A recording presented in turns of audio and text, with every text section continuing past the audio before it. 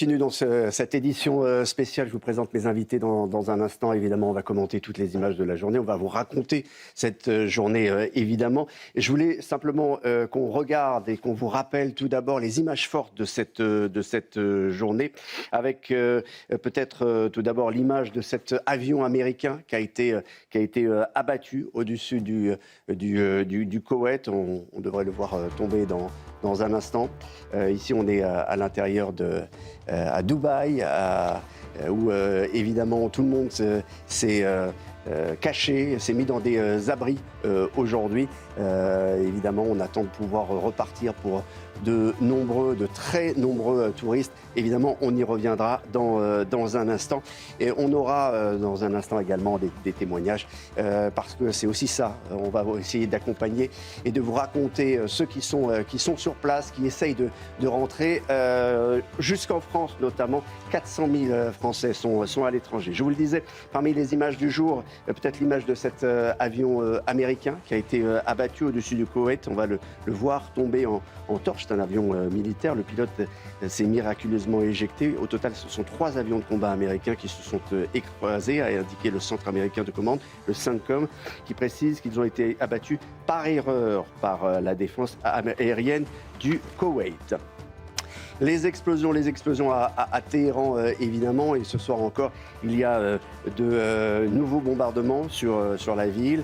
Il y a des cibles stratégiques, balistiques dans tout le pays qui ont été prises pour cible. Mais 6 soldats américains sont morts. 6 soldats, c'est le chiffre qu'on nous donne ce soir. Donald Trump promet de venger ces morts et envisage une guerre qui pourrait durer plus de 4 semaines. Nous avions projeté déjà 4 à 6 semaines, mais nous pouvons aller bien plus loin si c'est nécessaire. On retiendra également les images des Israéliens qui, toute la journée, sont allés aux abris à Tel Aviv et puis ailleurs dans le pays. Et à nouveau, ce soir, il y a des alertes. Il y a des dizaines de missiles et de drones envoyés sur Israël. L'Iran a notamment indiqué avoir visé les bureaux de Benjamin Netanyahou. Et parmi les séquences fortes de la journée, vous avez vu notre envoyé spécial, l'une de nos équipes, en tout cas, de nos envoyés spéciaux, Régine Delfour, courir aux abris comme toute cette population. Une alarme, donc on est obligé de se rendre dans le Mamad, dans un parking. C'est pour ça que vous nous voyez marcher. Vous voyez les gens, tout le monde se dirige dans le parking puisqu'on a quelques minutes pour s'y rendre avant que l'impact vienne. On ne sait pas encore si c'est dans notre région ou pas. Voilà, on aura Régine aux alentours de minuit en direct avec nous. Et puis, une base française dans les Émirats arabes a été touchée, ce qui change sans doute la position de la France face à l'Iran. On y reviendra, alors que vous découvrez cette image de l'avion d'Emmanuel Macron, le Falcon présidentiel, encadré de 4 de nos Rafales au-dessus du Mont Saint-Michel. Ça fait partie aussi des images de la journée. Les toutes dernières infos, Isabelle Piboulot. Bonsoir Olivier, bonsoir à tous. Ce bilan qui s'alourdit, au moins 6 militaires américains ont été tués depuis samedi. 2 corps portés disparus ont été récupérés dans une installation touchée lors des premières attaques de l'Iran. À noter que les États-Unis ont frappé plus de 1250 cibles dans les premières 48 heures du conflit. Donald Trump n'exclut pas d'envoyer des troupes au sol en Iran, alors que la grande vague de l'offensive américaine est encore à venir, dit-il. Avertissement des gardiens de la révolution. Les États-Unis ne seront plus en sécurité ni chez eux ni dans le monde. Je cite, « L'ennemi doit savoir que ces jours de gloire sont révolus », a déclaré l'unité d'élite des gardiens qui supervise les opérations extérieures dans un communiqué diffusé à la télévision d'État. Et puis un premier pays de l'Union européenne touché depuis le début de la guerre. Un drone a frappé une piste d'atterrissage sur une base militaire britannique à Chypre. 2 autres ont été interceptés. Les engins de fabrication iranienne était en provenance du Liban, probablement lancé par le Hezbollah, affirme une source gouvernementale chypriote. Isabelle, à tout à l'heure pour un nouveau point sur les dernières infos. Évidemment, on est toujours en direct sur CNews. L'édition spéciale continue. Je vous présente mes invités. Bonsoir, Manal Shirami. Bonsoir. Vous êtes sociologue, politologue, spécialiste évidemment de l'Iran. Vous êtes aussi l'une des voix de ces Iraniens qui demandent depuis des mois et des mois, que la situation, même des années, que la situation change et que l'on se débarrasse enfin du régime des ayatollahs. Beaucoup de choses sont en train de changer, mais le chemin est, semble-t-il, encore long. Bonsoir Bruno Combi, vous êtes polytechnicien et ingénieur spécialiste des questions nucléaires. Vous connaissez très bien l'Iran. Je salue Raphaël Steinville également. Bonsoir, et Jean-Christophe Gallien, politologue. L'actu de la soirée, vous l'avez entendu, ce sont ces 6 soldats américains qui ont été tués en opération. 1250 cibles ont été visées par les Américains en 48 heures. C'est ce qui a été annoncé aujourd'hui. Et Donald Trump dit ce soir, je suis fier. Écoutez. But everybody was behind us. They just didn't have the courage to say so. Tout le monde était derrière nous, ils n'ont juste pas eu le courage de le faire eux-mêmes. Les missiles de longue portée, qui étaient une menace pour le Moyen-Orient, mais également pour notre pays. Je suis très fier d'avoir pu mettre un terme à cette menace et en finir avec l'accord qui avait été développé sous le mandat d'Obama.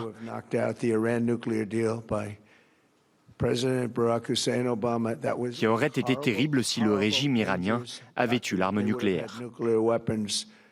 Jean-Christophe, je vais commencer par vous. Je suis fier, c'est très important ce qu'a dit ce soir Donald Trump. D'abord parce que beaucoup dans sa majorité, dans sa base MAGA, ne sont pas tout à fait d'accord avec ce qu'il est en train de faire. Et puis par ailleurs, il y a l'opinion américaine qui s'est réveillée ce matin en découvrant qu'il y avait eu des soldats américains. Je rappelle, 6 soldats à l'heure où l'on parle. Les Américains sont OK, sont d'accord pour qu'on mène une guerre et qu'on décapite le régime des ayatollahs. Mais en revanche, ils n'ont aucune envie de voir des morts revenir, même si Donald Trump leur a dit attention, il y en aura, c'est sûr. La fierté, c'est de dire finalement qu'il est dans un objectif qui est un petit peu plus large que celui de déterminer ce qui a été dit par Marco Rubio cet après-midi, capacité de fabriquer des missiles balistiques, de les envoyer, de les lancer. Donc la dynamique contre le militaire au sein du régime iranien n'est pas la seule motivation du président Trump qui fait évoluer évidemment l'objectif de cette campagne au gré de ses déclarations, mais aussi en s'ajustant au fur et à mesure des changements géopolitiques, ne serait-ce que régionaux. On voit bien aujourd'hui que les régimes qui étaient très prudents, très neutres, qui interdisaient notamment aux avions américains de partir des bases qui sont des bases américaines qui garantissent leur sécurité, par exemple l'Arabie Saoudite aujourd'hui, et depuis ce week-end, depuis qu'ils ont été eux-mêmes attaqués et frappés, ont changé leur position. On voit que les Européens ont bougé un peu les lignes, que notamment la France, on va en parler tout à l'heure, du fait que les Émirats arabes unis étaient eux-mêmes impactés, va devoir bouger sa propre position. Voilà, les objectifs peuvent évoluer. Et donc, il est fier, et ça c'est un point important, parce qu'il le raconte à son peuple. 6 militaires, je le rappelle, américains ont été tués. Nous pleurons nos morts, a indiqué Donald Trump. Aujourd'hui, nous allons rendre hommage aux membres qui ont été tués pendant l'action et transmettre tout notre amour à leurs familles et à leurs proches. Je vous assure que nous allons mettre un terme à cette menace, car menace il y a, mais nous sommes la nation la plus forte. Nous avons l'armée la plus forte au monde et de loin. Nous allons donc avoir la main haute et gagner cette guerre, quel que soit le temps qu'elle prenne. Alors, il a un peu changé son discours depuis hier, Raphaël Steinville. Forcément, il s'adresse à une nation qui découvre qui est endeuillée ce soir que ça fait des morts. Des morts dont il a promis qu'ils seront vengés. Ce qui est certain, c'est que Donald Trump, dans sa communication à outrance, parce que quand il ne tient pas une conférence de presse, il prend son téléphone pour appeler les rédactions et continuer à délivrer son message pour afficher sa détermination et expliquer aussi les raisons qui l'ont poussé à déclencher avec Israël cette guerre, cette opération contre Téhéran et le régime des Mollahs. Quelques heures plus tôt dans l'après-midi, c'était son secrétaire d'État à la Défense, Pete Hegseth, qui à son tour égrenait à la fois les objectifs et qui remettait dans le contexte. Il expliquait: nous n'avons pas commencé cette guerre, mais avec Donald Trump, nous allons la finir. C'est une manière de dire que l'Iran, parce qu'il menace pas seulement sa population, mais également Israël et le voisinage, devenait un objectif à abattre. Bon. Une guerre qui peut durer, alors là aussi ça a changé un tout petit peu, on avait compris que c'était 1 semaine, 2 semaines, maintenant c'est plus de 4 semaines, c'est le 3e extrait de Donald Trump.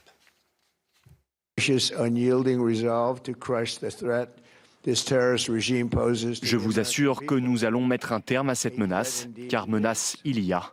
Mais nous sommes la nation la plus forte. Nous avons l'arme la plus forte au monde et de loin. Nous allons donc avoir la main haute et gagner cette guerre quel que soit le temps qu'elle prenne. Nous avions projeté déjà 4 à 6 semaines, mais nous pouvons aller bien plus loin si c'est nécessaire.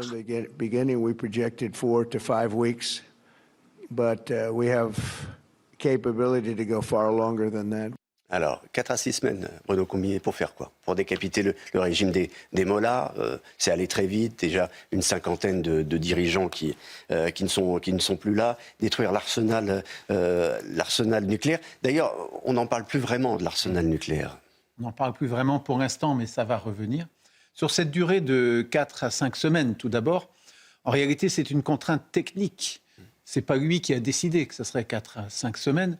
C'est que c'est à peu près la durée pendant laquelle les avions peuvent faire des rotations et les bateaux peuvent rester en mer sans avoir besoin de retourner au port ou de subir une révision d'une certaine importance pour des opérations de maintenance. Donc ce n'est pas un choix politique, c'est une obligation technique en quelque sorte. Et pour aller au-delà de 4-5 semaines, comme il l'a dit, nous pouvons le faire, mais ça signifie qu'on amène d'autres bateaux et d'autres avions. Donc il faut qu'il y ait une bonne raison de le faire et qu'il y ait des moyens supplémentaires militaires qui soient amenés sur zone, ce qui peut bien sûr être fait puisque les bateaux mettent 10-15 jours pour venir. Pour les avions, ça peut même être un petit peu plus rapide, mais il faut les prendre ailleurs et changer l'organisation en conséquence. Donc voilà d'abord pour l'explication de ce délai de 4 à 5 semaines. Ensuite, sur le plan du nucléaire, il faut souligner que pour l'instant, nous sommes encore, je dirais, à la fin de la première phase de cette guerre qui consiste déjà à dégager tous les radars qui surveillent le ciel du côté iranien, à supprimer tous les missiles sol-air qui risqueraient de porter atteinte aux avions, et puis maintenant, très rapidement derrière, de dégager tous les missiles qui menacent Israël, notamment, mais aussi Chypre, par exemple, comme on a pu le voir. Et donc, c'est cette première phase qui consiste à supprimer les gros dangers, qui permettent ensuite d'aller dans la deuxième phase, qui est une phase de bombardement massif qui a déjà commencé, puisque, comme ça a été dit, il y a déjà 1250 objectifs qui ont été traités, mais une grande partie sont les radars et les missiles sol-air. Et donc maintenant, on va passer à la phase où il s'agit de bombarder des usines, des sites précis, et puis d'aller plus en profondeur concernant les dirigeants, concernant les antennes locales, concernant les branches de l'armée peut-être dans chaque région, etc. Donc on arrive à la fin de cette première phase initiale qui consiste à nettoyer un petit peu pour pouvoir faire le travail. Et ensuite, on rentre dans la deuxième phase, qui est le bombardement plus en profondeur. Alors, ce qu'a dit également Donald Trump, c'est qu'il n'excluait pas l'envoi de troupes au sol. Je crois qu'il a dit au New York Post ce lundi, j'ai aucun trac concernant l'envoi de troupes au sol, contrairement à tous les présidents qui le disent. Ça, c'est une information importante, Manasseh Rami. Il y a autre chose que je vois ce soir, c'est une information importante, peut-être vous allez aider à nous la décrypter. L'armée israélienne va frapper et affirme déjà avoir frappé et démantelé le siège de la radio-télé publique à Téhéran et a indiqué à tous ceux qui vivaient dans le quartier qui était autour de quitter les lieux parce que ça aussi c'est un objectif très important, très important et stratégique. Très symbolique aussi parce que c'est la voix du régime qui passe par sa télé et c'était vraiment une télé très détestée par les Iraniens parce que c'était l'engin de la propagande islamiste du régime. Et donc, la frappe sur la télé iranienne a été évidemment... C'est la deuxième fois, parce que pendant la guerre de 12 jours aussi, cet endroit a été attaqué et ça a été accueilli avec la joie des Téhéranais. Et là, maintenant aussi, j'ai entendu dire qu'ils étaient très contents, ils criaient de joie quand ils ont vu que, à nouveau, c'est le bâtiment de la télé iranienne qui a été visée. Et donc, ce qui me frappe beaucoup chez les Téhéranais, c'est qu'ils sont, pour la plupart, ceux avec qui je suis en relation, évidemment pas tout le monde, et ils sont sur le toit en train d'énumérer les avions qui sont en train de passer et ils ne se sentent pas en danger. Alors que, quand même, on est en guerre et ce ne sont pas des bonbons qui tombent sur la ville, ce sont des bombes qui tuent, mais ils sont contents, enfin ceux avec qui je suis en relation, ils sont contents, ils disent que ce sont les bombes qui vont nous libérer. Ouais. Alors, il y a eu beaucoup de frappes. Allez-y très très rapidement. Très rapidement, oui, c'est tout à fait extraordinaire, effectivement, ce à quoi on assiste en Iran. C'est-à-dire que c'est une population, un peuple, qui est en train de se réjouir d'être envahi par une autre armée. Et donc c'est quelque chose d'absolument incroyable, quelque part. Un pays est envahi par la voie aérienne, maritime, attaqué reçoit des milliers de bombes. Pas encore envahi. Et ils sont tous en train d'applaudir et de remercier. Ils ne se sentent pas envahis, à vrai dire. Ils posez la bonne question. Leur pays est envahi par les mollahs, par les religieux chiites qui ne sont pas des Iraniens, et ils voient l'armée américaine et l'armée israélienne comme l'armée qui est venue, comme la France quand elle a été libérée par les Américains et par les Britanniques. Il ne faut pas oublier.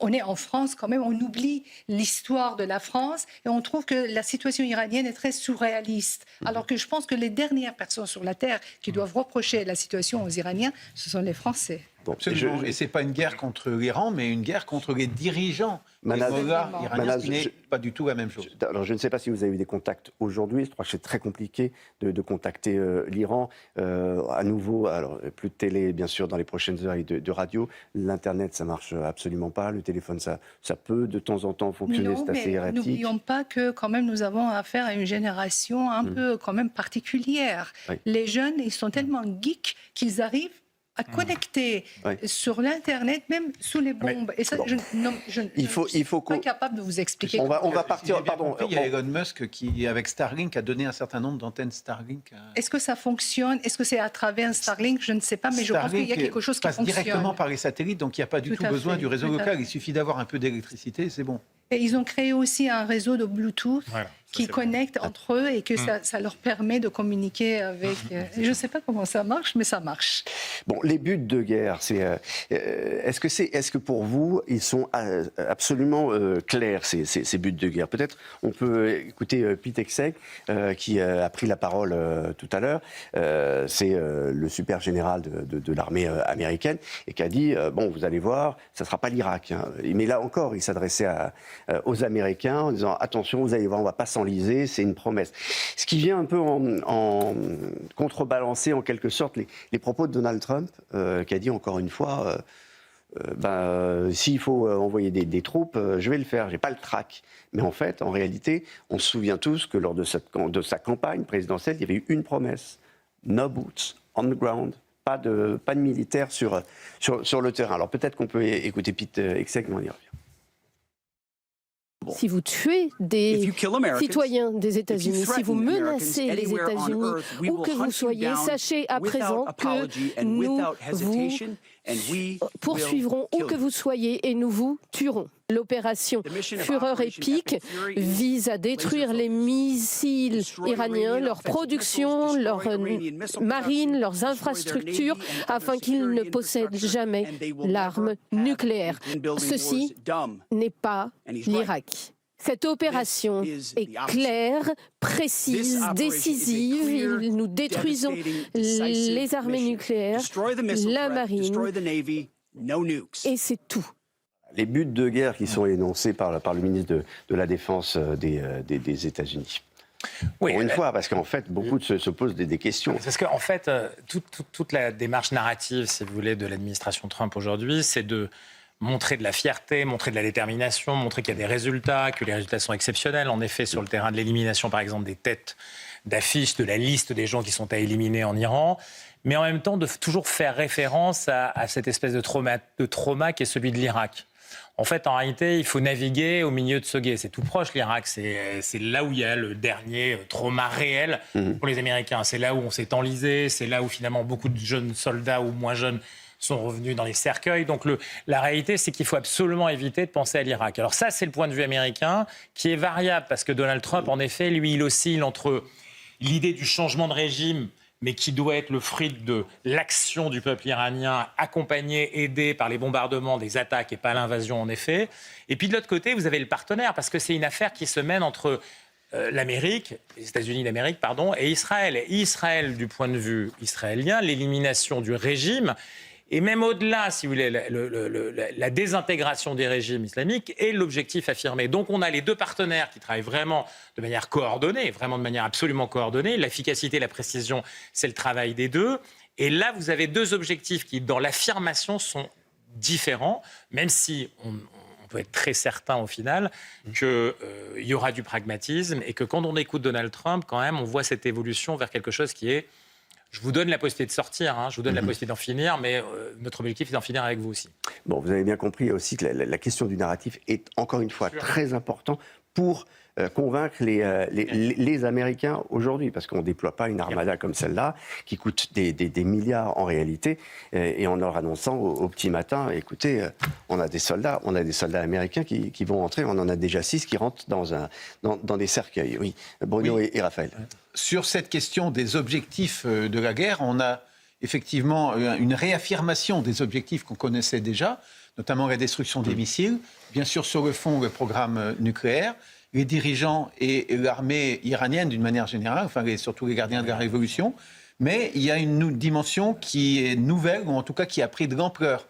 Aujourd'hui, depuis le blocage du détroit d'Ormuz, c'est la dimension maritime, avec notamment l'annonce que la marine iranienne est maintenant un objectif prioritaire. D'ailleurs, ils ont détruit aujourd'hui, je crois, 11 navires à ce jour. Alors, on n'a pas tous les détails sur quels sont ces navires. Je veux bien qu'on y revienne tout à l'heure, si vous voulez, mais c'est très important parce qu'en fait, aujourd'hui, ça a été un lundi noir sur les places boursières à cause précisément de ça. Je veux dire, le baril de Brent a explosé, le prix de l'énergie, du gaz, etc. a explosé. Donc, ça a des conséquences partout. Et on ira d'ailleurs tout à l'heure en Chine. C'est très intéressant de savoir ce qui s'est passé du côté de la Chine, comment on réagit. Est-ce que véritablement, ils ont vendu des super missiles aux Iraniens ou au contraire, ils disent, il faut faire très attention parce que notre pétrole, 80% de leur pétrole, à eux, passe par le détroit d'Ormuz. Raphaël.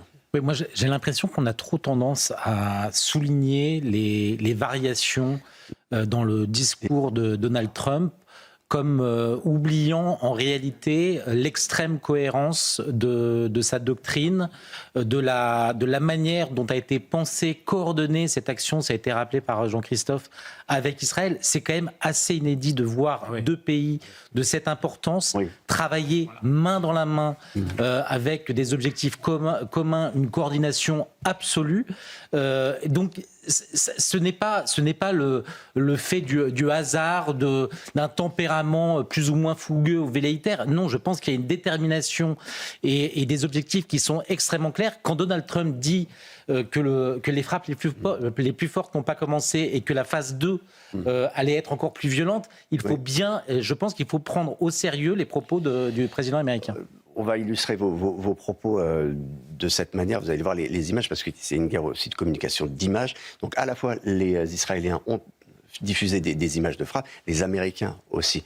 Unclassified, déclassées. Regardez, c'est les images de frappe américaines sur des sites qui sont vraiment des sites de lanceurs iraniens de missiles.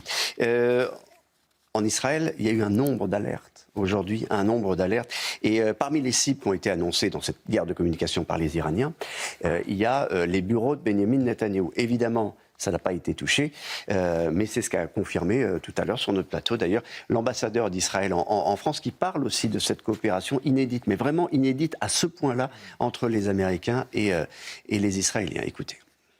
Ciblés, certainement. Ils essaient de tirer sur la Knesset, sur le gouvernement israélien, les sites différenciés du gouvernement israélien, donc aussi le bureau du Premier ministre, rien n'a été touché. Toutes nos guerres, nous les avons gérées tout seuls. Et là, nous avons vraiment... tout est conjoint, au niveau le plus tactique possible, vraiment. Les pilotes sont les uns avec les autres, les officiers et donc les QJ sont aussi tous conjoints. Et donc oui, nous menons une opération conjointe avec les Américains du début jusqu'à maintenant. Voilà, du début jusqu'à maintenant, donc cette opération conjointe, mais vraiment où les états-majors se parlent et se coordonnent. Je voulais qu'on écoute un deuxième extrait de l'ambassadeur d'Israël en France. Alors là, c'est sur le risque terroriste, parce que risque terroriste, il existe en France. D'ailleurs, Laurent Nunez a relevé le niveau de défense pour protéger à la fois les lieux de culte fréquentés par la communauté juive et les lieux fréquentés par l'opposition au régime iranien. On va donc écouter l'ambassadeur, il pourrait commenter ses propos, parce qu'il dit en réalité, les gardiens de la Révolution, ils ont un endroit à Paris, c'est évidemment leur ambassade. Les Iraniens, les gardiens de la Révolution, c'est une organisation terroriste qui a été définie par l'Union européenne comme telle. Ils sont présents un peu partout. Il faut dire qu'ils sont présents en Europe, ils sont présents. Vous savez, en 2018, ils avaient essayé de faire un attentat terroriste en France contre une organisation d'opposition iranienne. Ça veut dire qu'ils étaient présents. Ils sont toujours présents, ils sont omniprésents partout. C'est une organisation terroriste mondiale. Un réseau mondial. C'est la même organisation terroriste qui a fait exploser notre ambassade à Buenos Aires il y a de cela de longues années. Donc oui, ils sont présents. Nous savons qu'ils sont là. Nous les combattons en coordonnance bien sûr avec les différentes. Ça dépend dans quel pays, avec les gouvernements de différents pays.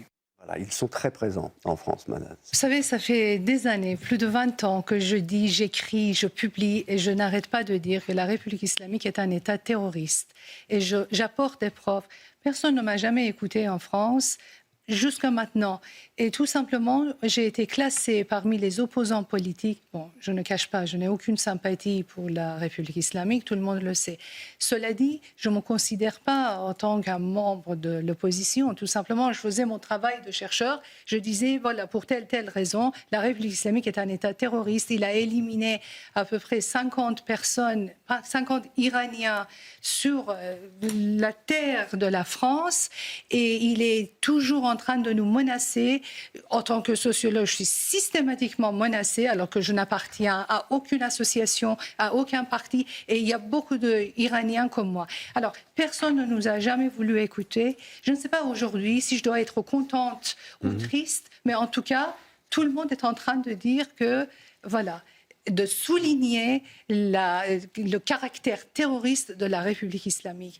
Bon, vaut mieux tard que jamais, mais en tout cas, on pouvait prendre conscience de ce danger un peu plus tôt et de ne pas se trouver aujourd'hui devant une surprise, comme si que la République islamique est aujourd'hui, elle est devenue dangereuse et qu'elle ne l'était pas il y a 50 ans. Mais elle a toujours été... Pour la France, elle a toujours été. On a été souvent une cible. Je voulais qu'on revoie à nouveau les propos de Laurent Nunez qui ont été publiés par le Parisien. Il annonce avoir relevé le niveau de défense pour protéger les lieux de culte fréquentés par la communauté juive et les lieux fréquentés par les opposants au régime iranien. Nous, on connaît le terrorisme iranien en France, on le connaît bien. Ça a même frappé au Liban contre... C'était le Drakkar, évidemment, qui avait fait combien? Un nombre un peu plus de 80 morts. 80 morts des militaires. Et on sait que, évidemment, le missile iranien n'ira pas jusqu'à Paris, mais en revanche, il y a d'autres possibilités d'actionner des terroristes contre notre pays. Je crois que ça, c'est une découverte pour personne. La France a subi dans sa chair... bien avant d'autres groupes islamistes, des interventions venues d'Iran, dans une période un peu plus éloignée. Il y a l'affaire libanaise, évidemment. Je crois que c'est une menace qui a d'abord touché ces dernières années les ressortissants iraniens, des opposants iraniens, qui étaient éliminés sur le sol français comme dans d'autres pays. Il y a d'autres pays européens qui, aujourd'hui, ont relevé leur niveau d'attention sur ces questions-là. Effectivement, un régime qui... est frappé en son cœur, un régime qui est très fragilisé. J'insiste sur le fait aussi que les gardiens de la Révolution, c'est pas homogène. C'est pas homogène, mais c'est une force qui se déploie à travers le monde. Alors c'est pas homogène, pourquoi? Parce qu'il y a des idéologues, il y a des gens qui sont très attirés par l'argent, ça fonctionne un peu comme une mafia. Dans cette mafia, il y a des versions qui sont différentes. Dans un contexte où on élimine peu ou prou sa tête ou ses têtes les unes après les autres, on peut craindre évidemment qu'il y ait des fractions qui se divisent, que ça soit moins contrôlé. C'est aussi un des risques, si vous voulez, quand on élimine les têtes. C'est pas simplement que l'édifice est affaibli, mais c'est qu'on le sait, dans d'autres circonstances, on l'a vu, eh bien, comme on le voit sur les missiles aujourd'hui, on sait très bien qu'il y a moins de contrôle sur les frappes qui partent d'Iran, et bien, il y aura moins de contrôle peut-être aussi sur des frappes terroristes à travers le monde. Raphaël, sur le terrorisme, iranien qu'il faut craindre, hein, très objectivement. Non, mais on en voudrait à Laurent Nunez s'il ne prenait pas la décision de relever le niveau d'alerte et de vigilance à l'égard de ce risque terroriste. Mais Raphaël, je vais reposer ma question. Quand on a vu de quelle manière folle a répondu ces dernières heures l'Iran en visant absolument tout le monde, y compris les pays du Golfe, y compris Oman, qui est juste en face, qui a servi à un moment de lieu de négociation entre deux délégations, on se dit que ces gens-là, ce régime est capable de frapper n'importe qui, n'importe où, y compris la France. Moi, je pense que le n'importe où est peut-être plus discutable. Ce que disait Jean-Christophe, c'est que effectivement, on a connu le terrorisme chiite en France. Pour autant, c'est assez éloigné dans le temps et il s'est d'abord concentré sur les opposants du régime avant de s'attaquer à la France en tant que telle. C'est vrai qu'en revanche, dans la période actuelle, on voit que la manière dont le régime se défend et la manière dont le régime contre-attaque, il tire tous azimuts et aucun espace dans le périmètre qu'il peut atteindre n'est épargné par ces missiles balistiques. Il est 21h30 quasiment, je vous rappelle les 2-3 informations à retenir ce soir, 23h30 pardon. Et je vous rappelle d'abord que l'armée israélienne a frappé et démantelé, en tout cas l'affirme, le siège de la radio-télé publique à Téhéran, et vous nous disiez il y a un instant que c'est plus que symbolique, c'est très important. Absolument. Absolument. Et puis que 6 soldats américains ont été tués en mission, c'est ce qu'a annoncé Donald Trump, et que ce soir, à nouveau, il y a des frappes très importantes sur Téhéran. Je voulais qu'on s'arrête sur les réactions politiques en France, quelques-unes, notamment celle de Jean-Luc Mélenchon et celle de Dominique de Villepin. C'est très intéressant ce que dit Dominique de Villepin, parce qu'il trouve que Donald Trump, ce qu'il fait pour le peuple iranien, c'est pas si bien que ça, et que la région va s'en trouver déstabilisée. Et c'est ça, c'est le plus grave. M. de Villepin, il aurait peut-être préféré que les Iraniens soient massacrés par leur propre gouvernement. Quand les musulmans tuent les musulmans, c'est pas grave. Ils sont entre eux, ils peuvent tuer autant qu'ils veulent, par des dizaines de milliers, c'est pas grave. C'est pas grave. Monsieur de Villepin, il dit c'est Donald Trump qui va devoir assumer. Écoutez. Je trouve que mettre en avant le peuple iranien face à un régime qui a tiré contre lui avec les drames que nous connaissons tous, c'est un peu facile aujourd'hui dans le discours de Donald Trump. Et Donald Trump va devoir assumer les conséquences de ce qui est en train de se passer dans la région. Voilà, donc c'est comme si on avait manipulé, c'est comme Donald Trump avait manipulé le peuple iranien dans les propos, semble-t-il, de Dominique de Villepin. En fait, ce qui est sidérant, et chez Dominique de Villepin et chez Jean-Luc Mélenchon, c'est que l'un et l'autre invoquent le droit international, quand le régime des Mollahs n'a cessé depuis des années de le bafouer en permanence. Et donc c'est absolument sidérant de voir un certain nombre de responsables politiques, parce que ce ne sont pas les seuls. Il y a certes ces deux responsables politiques en France, mais à l'étranger, le Premier ministre espagnol a condamné cette intervention et se réfugiant, invoquant encore une fois le droit international. Moi, je dois dire que je suis sidéré et j'ai honte de les voir presque soutenir ce régime quand des Iraniens, depuis des années, crèvent sous le joug de ces tyrans. Jean-Luc Mélenchon, vous voulez peut-être l'écouter, alors, qui renvoie dos à dos les pires criminels, le régime iranien et Israël, évidemment. C'est la première fois qu'il y a une guerre où il n'y a pas de gentils. C'est la première fois qu'il y a une guerre avec que des gens qu'on n'aime pas. Je veux dire des gouvernements qu'on n'aime pas. Le gouvernement de l'Iran ne nous suscite aucune sympathie. Pour ma part, je le combats depuis la première heure. J'ai l'âge pour ça. Et puis, quand meurt son dirigeant Ali Khamenei, je suis obligé de dire que je n'éprouve pas de tristesse parce que je pense aux milliers de victimes qu'il a fait, à la lutte implacable qu'il a menée contre le peuple iranien. Et je ne peux pas éprouver de sympathie pour le gouvernement ni pour les actions de M. Netanyahou, qui est le chef d'État génocidaire. Et je ne peux pas éprouver de sympathie pour M. Trump. Mais qu'est-ce que ces gens ont en commun? Nous sommes donc entrés dans une ère d'affrontement des suprémacismes. On a connu une ère de montée des suprémacismes dans le passé. Par exemple, le fascisme étant suprémacisme, il proclame que le nazisme étant suprémacisme, il proclame qu'une race est supérieure aux autres. Mais maintenant, nous les voyons non seulement monter, mais s'affronter entre eux. Et c'est ce qui se passe. Madame Sirami. Il est en train de brouiller la scène. Tout le monde est méchant et pour ne pas en fait laisser apparaître la situation. Quelle est la situation? Pour lui, tout le monde est méchant et ici, vraiment, il oublie de parler du peuple iranien et son choix. Alors, écoutez, c'est pire que ça, parce qu'il faudrait parler quand même de la position de l'extrême gauche, de la gauche d'ailleurs, tout court, française vis-à-vis de l'ayatollah, puisqu'en 1979, on sait très bien qu'il l'a placé, qu'il l'a emmené au pouvoir. Mais je ne sais pas si vous avez remarqué, les sifflets dans la salle, ils sont pour qui, les sifflets? À aucun moment, il parle de Khamenei. À aucun moment, son nom est cité. En revanche, Trump est sifflé, et Netanyahou est sifflé par cette salle. Moi, c'est ce qui me frappe en écoutant Jean-Luc Mélenchon tout à l'heure. C'est-à-dire qu'il fait siffler par la salle à la fois Trump et à la fois Khamenei. Pas du tout Khamenei, Netanyahou. Ce qui, franchement, est une image terrible en réalité. Je crois que c'est cohérent avec leur position chez M.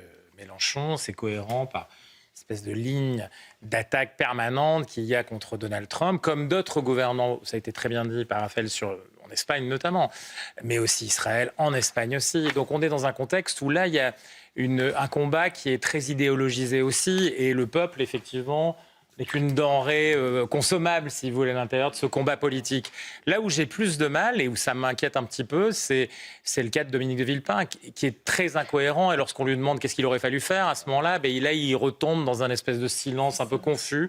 Je vous le dis, c'est plus cohérent, mais on le sait, c'est le combat politique ces derniers temps, même si là, on sent chez Jean-Luc Mélenchon une petite difficulté quand même, obligé de reconnaître qu'il est presque content que le Khamenei soit assassiné et n'existe plus, que l'ensemble des dirigeants aussi soient éliminés, mais il ne peut pas s'empêcher effectivement de faire siffler son ennemi, Benjamin Netanyahou, donc son ennemi Israël, et son ennemi évidemment Donald Trump. Oui, aujourd'hui encore, Benjamin. Celui qui a tué 50 000 voire plus Iraniens, c'était Khamenei, il n'y avait pas Netanyahou ni Trump. Il n'est pas cité, encore une fois, il n'est pas cité. Moi, je voudrais faire deux remarques sur cette intervention de Jean-Luc Mélenchon.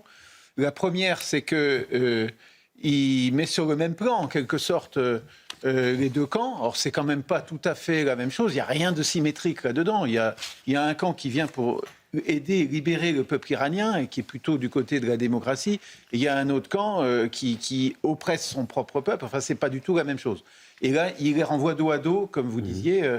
Et donc, c'est pas du tout équilibré comme position. Il brouille l'image en mélangeant des choses qui sont opposées en réalité. Et le deuxième point, c'est qu'il nous parle de la montée des périls extrémistes, en quelque sorte. Mais le péril extrémiste, c'est lui.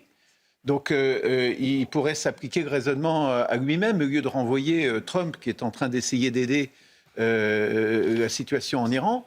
Il devrait s'appliquer son raisonnement à lui-même. Cela dit, on n'a pas vu Jean-Luc Mélenchon et son équipe défiler dans les rues de Paris contre les massacres en Iran. Non. Ça, ils étaient complètement silencieux. En revanche, hier, il y avait des manifestations où il y avait l'ultra-gauche et des membres de LFI, me semble-t-il, place de la République. C'était une autre manifestation pour défendre... Très clairsemé. Clairsemé. Bien sûr, mais pour défendre le régime des mollahs. Accusé Israël d'être un peuple génocidaire, reprenant exactement les propos de Jean-Luc Mélenchon. Mais on voit très bien dans la rhétorique de Jean-Luc Mélenchon qu'aujourd'hui, le juif, c'est le nazi d'aujourd'hui. Il y a une nazification de l'adversaire, qu'il s'agisse de l'État hébreu, de Trump. Au nom du droit international. Au nom du droit international, la manifestation d'hier. Au nom du droit international, comment on est allé sans le duc? Comment on est allé hors du cadre international frapper les mollahs? Mais c'est terrible. Et il ne faut pas oublier les liens très profonds qui sont documentés entre l'extrême gauche française et même, je dirais, internationale et le régime iranien. Juste pour mémoire, le livre d'Emmanuel Razaoui et de Jean-Marie Montali qui le documente, qui le démontre allègrement. Donc il ne faut pas s'étonner la gêne de Jean-Luc Mélenchon aujourd'hui qui, prenant la figure du monstre qui était le guide suprême pour finalement en faire elle aussi une figure du mal, pour essayer de s'exonérer d'un certain nombre d'errements de lui et de ses amis. Bon, Israël affirme à l'instant travailler à intercepter de nouveaux missiles tirés depuis l'Iran. Je vous rappelle que ce soir, évidemment, il y a une grosse, un nouveau raid aérien. Et Israël et les Américains bombardent, je le rappelle, conjointement des positions iraniennes. Aujourd'hui, il y a des B-1, des bombardiers qui sont entrés en action. Peut-être rappeler, Bruno Combi, que ces bombardiers ont un but précis. Ce sont des bombardiers lourds. On les a déjà vus en action contre des sites nucléaires. C'est pour taper loin, c'est pour taper fort. Absolument. Et profond. Donc, il y a plusieurs types de bombardiers américains. Les B-1 sont des bombardiers qu'on appelle des bombardiers stratégiques, c'est-à-dire qui avaient pour but de délivrer la bombe atomique américaine sur des cibles éventuellement lointaines, avec des bombes multiples partant du même bombardier. Et puis, donc B-1, c'est un très gros avion, il est capable d'emporter des charges lourdes. Par contre, il n'est pas aussi furtif que le B-2, dont on a déjà parlé au moment de la crise en juin 2025 beaucoup, puisque le B-2, lui, est beaucoup plus furtif. C'est celui qui ressemble à l'avion de Batman, en quelque sorte, et qui a une capacité d'emport de 2 bombes GBU-57. Et donc, il y avait eu 7 bombardiers B-2 en juin dernier qui avaient largué chacun d'eux, au total 14 bombes. Ce qu'on voit là, de Natanz avec et Bordeaux. on a ceux-là, ils ont le nez pointu, ce sont des images qui ont été envoyées par le CENTCOM aujourd'hui. C'est des B1 qui ont décollé donc cette nuit. Peut-être un mot également et rappeler que tout autour, ça a continué à frapper. L'Iran frappe Israël, mais l'Iran continue à frapper le pays du Golfe. Je voulais juste revenir sur un principe qui existe parmi les Iraniens, parmi les forces de la République islamique. C'est une expression qu'ils disent « attache be'ikhtiyar », soit en fait l'équivalent de feu à volonté. Et ils ont ce principe, une fois que leur relation avec leur chef est coupée, il n'y a pas de relation, ils ont cette capacité de décider eux-mêmes et agir selon leur propre initiative. J'ai l'impression que ce qui se passe actuellement, ils sont tombés dans cette situation, c'est-à-dire ils ne sont pas coordonnés entre eux, donc chaque unité décide elle-même, elle trouve sa cible et elle tire là où elle peut. Donc je voulais juste conclure pour dire que ce qui se passe actuellement n'est pas un signe de force de la République islamique. C'est un signe de la perturbation à l'intérieur des différentes unités qui ne sont plus coordonnées. Je voulais vous montrer quelques images du Qatar, puisque aujourd'hui, au deuxième jour des frappes, Téhéran continue de lancer des attaques contre les pays du Golfe, y compris vers le Qatar, où les autorités recommandent aux habitants de rester vigilants. Et le Qatar a abattu des avions iraniens aujourd'hui. Puis à l'instant, c'est les dernières alertes. Washington appelle ses ressortissants dans presque tout le Moyen-Orient à partir maintenant. C'est l'injonction qui est donnée, partir maintenant. On va peut-être écouter depuis Dubaï le témoignage de Ralph. Alors, il fait partie de ces Français, ils sont très nombreux, des centaines de milliers à être à l'étranger en ce moment. Lui, il attend, comme tout le monde, son avion.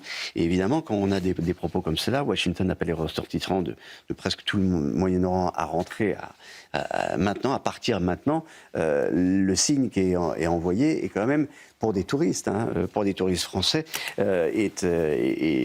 fait très très peur. Alors on écoute Ralph.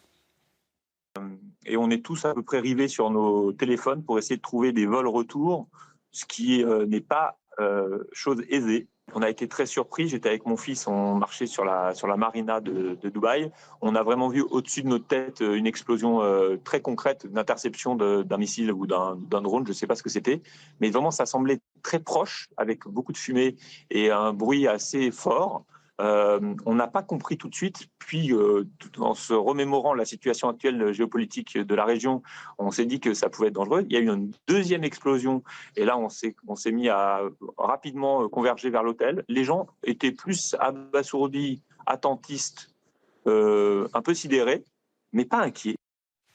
Bon, pas inquiet, mais quand même, ça vole au-dessus, il y a des drones, il y a des hélicoptères sans arrêt. Mathilde Ibanez est avec nous, peut-être faire le point sur ces ressortissants qui sont à l'étranger, qui attendent, comme Ralph et comme beaucoup d'autres. Combien sont-ils, Mathilde ? Eh bien, écoutez, ils sont près de 400 000 Français résidents ou seulement de passage dans la douzaine de pays de la région directement concernés par la situation. Alors, si vous êtes bloqué dans l'un de ces pays touchés par la guerre, consultez régulièrement le site diplomatie.gouv.fr. Sélectionnez le pays précis pour avoir toutes les dernières informations. Vous disposez également d'une cellule téléphonique d'urgence disponible 24 heures sur 24 et de ce numéro, le 01 49 17 51 00. Il s'agit d'un numéro unique en France avec un centre de crise et de soutien. Enfin, eh bien, il faut vous inscrire sur le fil d'Ariane, des démarches censées en tout cas être faciles mais qui se compliquent énormément au regard du nombre de personnes qui se connectent ou en tout cas qui essaient de se connecter. Mais une fois que vous avez réussi à vous connecter, les autorités pourront savoir si vous êtes sur place et vous recevrez également toutes les alertes de sécurité. Enfin, 15 postes diplomatiques, ambassades et consulats sont pleinement mobilisés pour assurer la sécurité des ressortissants français et leur porter assistance le cas échéant. Par contre, si vous voulez rentrer en France pour l'instant, malheureusement, il faudra être extrêmement patient car s'agissant de l'espace aérien, tous ne sont pas fermés. L'espace aérien demeure ouvert au Liban, en Jordanie, à Oman par exemple, et des vols qui commencent à reprendre, mais de manière extrêmement limitée à partir de ce soir aux Émirats Arabes Unis. Concernant Air France, la compagnie a décidé de prolonger la suspension des vols vers Tel Aviv, Beyrouth, Dubaï et Riyad, et ce jusqu'au 5 mars inclus. La compagnie française a indiqué, en tout cas dans un communiqué, que la reprise des opérations restera soumise à une évaluation de la situation sur place. Alors, comme de nombreux touristes, vos vols ont été annulés à cause de la guerre et donc forcément de la fermeture de l'espace aérien. Dans ce cas, vous avez deux solutions, soit le remboursement qui peut se faire sous 7 jours, soit le réacheminement vers votre destination, envisageable par contre dès que possible. Alors attention par contre, quand on vous pose la question entre ces deux choix, si vous demandez le remboursement, il faut savoir que la compagnie n'est pas alors tenue de vous rapatrier. Merci beaucoup Mathilde. Et évidemment, on continue sur CNews toute la soirée, puis on l'a fait comme on l'a fait toute la journée, à informer, à essayer d'accompagner ceux qui sont à l'étranger, ceux qui sont inquiets. Peut-être qu'on a des images de l'aéroport de Dubaï qui nous arrivent. Je crois que l'aéroport accueille ce soir à nouveau des passagers. Donc petit à petit, ça veut dire qu'il y a des vols qui redémarrent depuis Dubaï. Mais encore une fois, je rappelle cette alerte ce soir de Washington qui appelle ses ressortissants dans presque tout le Moyen-Orient. À partir maintenant, ça concerne un appel pour une dizaine de pays. Donc ça veut bien dire, je pense que évidemment, ça va continuer et ça va continuer encore et encore plus fort. C'est ce que disait tout à l'heure Raphaël. On n'est que à la première partie, première phase de ces frappes et ça va continuer à tonner. Vous le disiez, quand on met en place des rotations de bombardiers, évidemment, c'est qu'on veut frapper fort et profond. Oui, je crois qu'il faut souligner le côté paradoxal et ubuesque de cette situation, et très compliqué évidemment pour les personnes qui sont sur place, puisqu'en même temps, on leur dit partez, et si possible immédiatement, et en même temps, la plupart des vols sont annulés, et la plupart des espaces aériens sont fermés.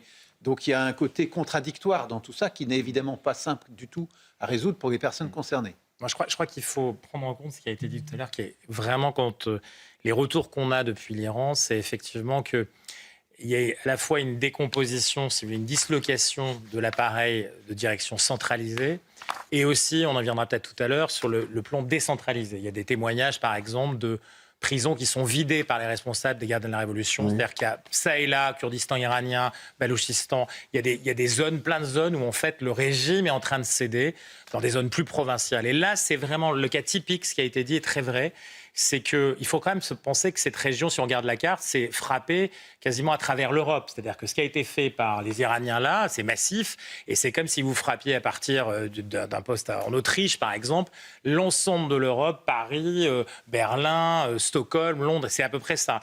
Ce qui veut dire qu'on est face, les spécialistes le disent très concrètement, à quelque chose qui est très décentralisé parce que ne plus coordonné du tout. Donc, ce qui veut dire qu'aussi, en termes de réserve, ça veut dire que potentiellement, dans une semaine ou quelque chose même avant, vous aurez forcément quelque chose qui va baisser en intensité, ce qui est attendu d'ailleurs même en Israël. Les prévisions aujourd'hui sont de dire, dans les prochains jours, ça ira beaucoup mieux parce que le témoignage de cette décoordination, voire de cette décomposition ou dislocation finalement de l'autorité du régime, fait qu'effectivement, on tire dans tous les sens, ce qui est très juste par rapport à ça. Et ça se voit déjà en Israël, puisque le nombre d'alertes à Tel Aviv, par exemple, aujourd'hui, est déjà très inférieur à ce qu'il était hier, pour une raison très simple, c'est que techniquement, environ la moitié des lanceurs de missiles ont été détruits, et donc quand il y a 2 fois moins de rampes de lancement de missiles disponibles, eh bien, il y a 2 fois moins de missiles qui sont lancés, puisqu'il faut un certain temps pour pouvoir réarmer les missiles, remettre des nouveaux missiles dessus qui retirent. Et à chaque fois qu'un missile est tiré, il est immédiatement détecté par les radars des États-Unis et d'Israël, et ils sont traités comme une cible. Et donc, plus les heures passent, et moins il y a de rampes de lancement. Donc, cette décroissance qui est déjà visible dès le 2e jour de la guerre va se poursuivre ces prochains jours jusqu'à ce qu'il n'y ait presque plus de missiles. Se poursuivre et s'intensifier. En fait, ce qu'il faut quand même réaliser, c'est que déjà, alors même qu'on nous promet un enfer encore plus considérable sur Téhéran, à ce jour, depuis le début de la guerre, donc depuis samedi matin, ce sont plus de 1250 sites qui ont été visés, ce sont 1000 vols, 1000 avions qui décollent tous les jours, donc c'est des rotations, grosso modo, c'est 300-350 avions qui décollent tous les jours à raison de 2 ou 3 missions dans la journée. C'est déjà considérable. Donc il y a une saturation de l'espace iranien qui explique effectivement qu'il risque d'y avoir une baisse d'intensité dans les réponses du régime des mollahs, ou en tout cas des réponses plus erratiques, moins ciblées qu'on ne pouvait l'imaginer. Cela dit, je pense qu'il ne faut absolument pas baisser la vigilance, parce que ce sont là maintenant des unités totalement séparées qui décident elles-mêmes. Ils peuvent avoir pas mal d'unités en Europe aussi, et ils peuvent faire ce qu'ils veulent.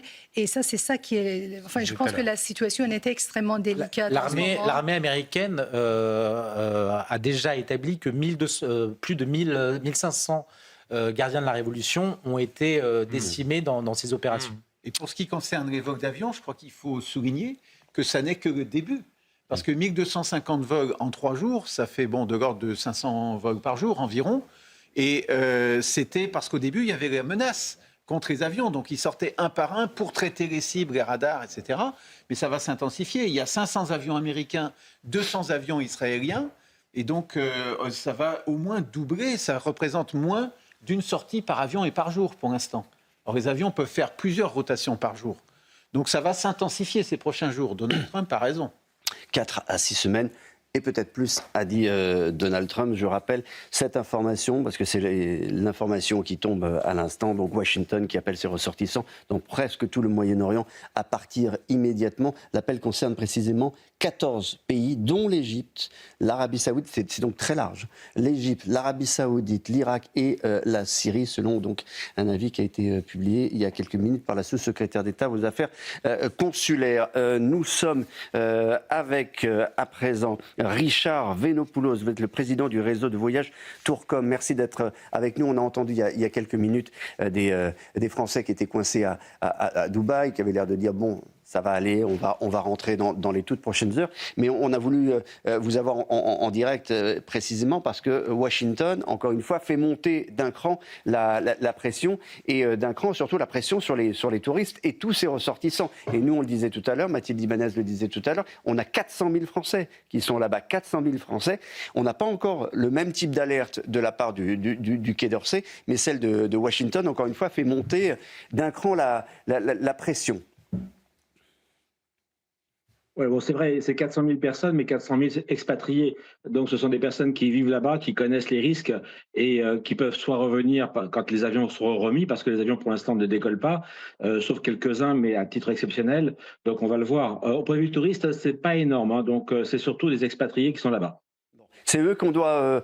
parce que certains ont envie sans doute de rentrer, hein, vu la situation. Je ne veux pas gloser sur les influenceurs, etc., qui réclamaient que Paris vienne les chercher, mais c'est des gens qui vivent là-bas, qui vivent sur place, qui sont dans votre décompte, dans ces 400 000, hein, qui ne sont pas des voyageurs venus pour les vacances, simplement.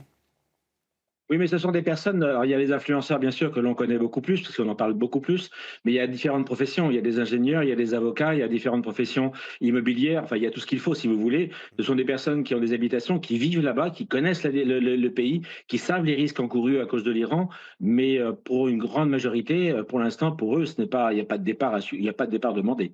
Chez Tourcom, vous avez relevé votre niveau d'alerte, comment ça se passe? De quelle manière vous alertez vos touristes? J'imagine que vous suivez les recommandations du Quai d'Orsay?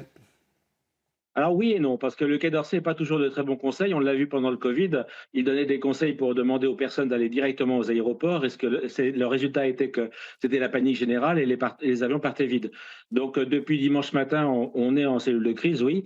On trouve des solutions, on a des correspondants locaux. Les correspondants locaux s'occupent de nos clients.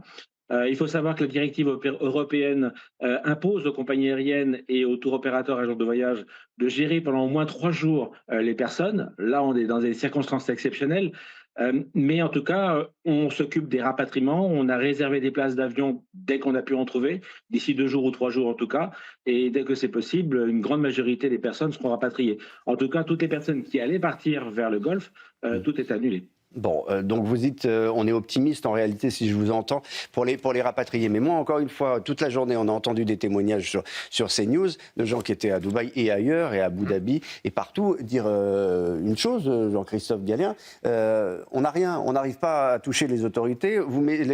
Les autorités mettent en place des lignes, c'est super, tout est saturé, on arrive à joindre personne. Le fil d'Ariane où il faut s'inscrire, le site saute, enfin, c'est l'enfer aujourd'hui. Hein.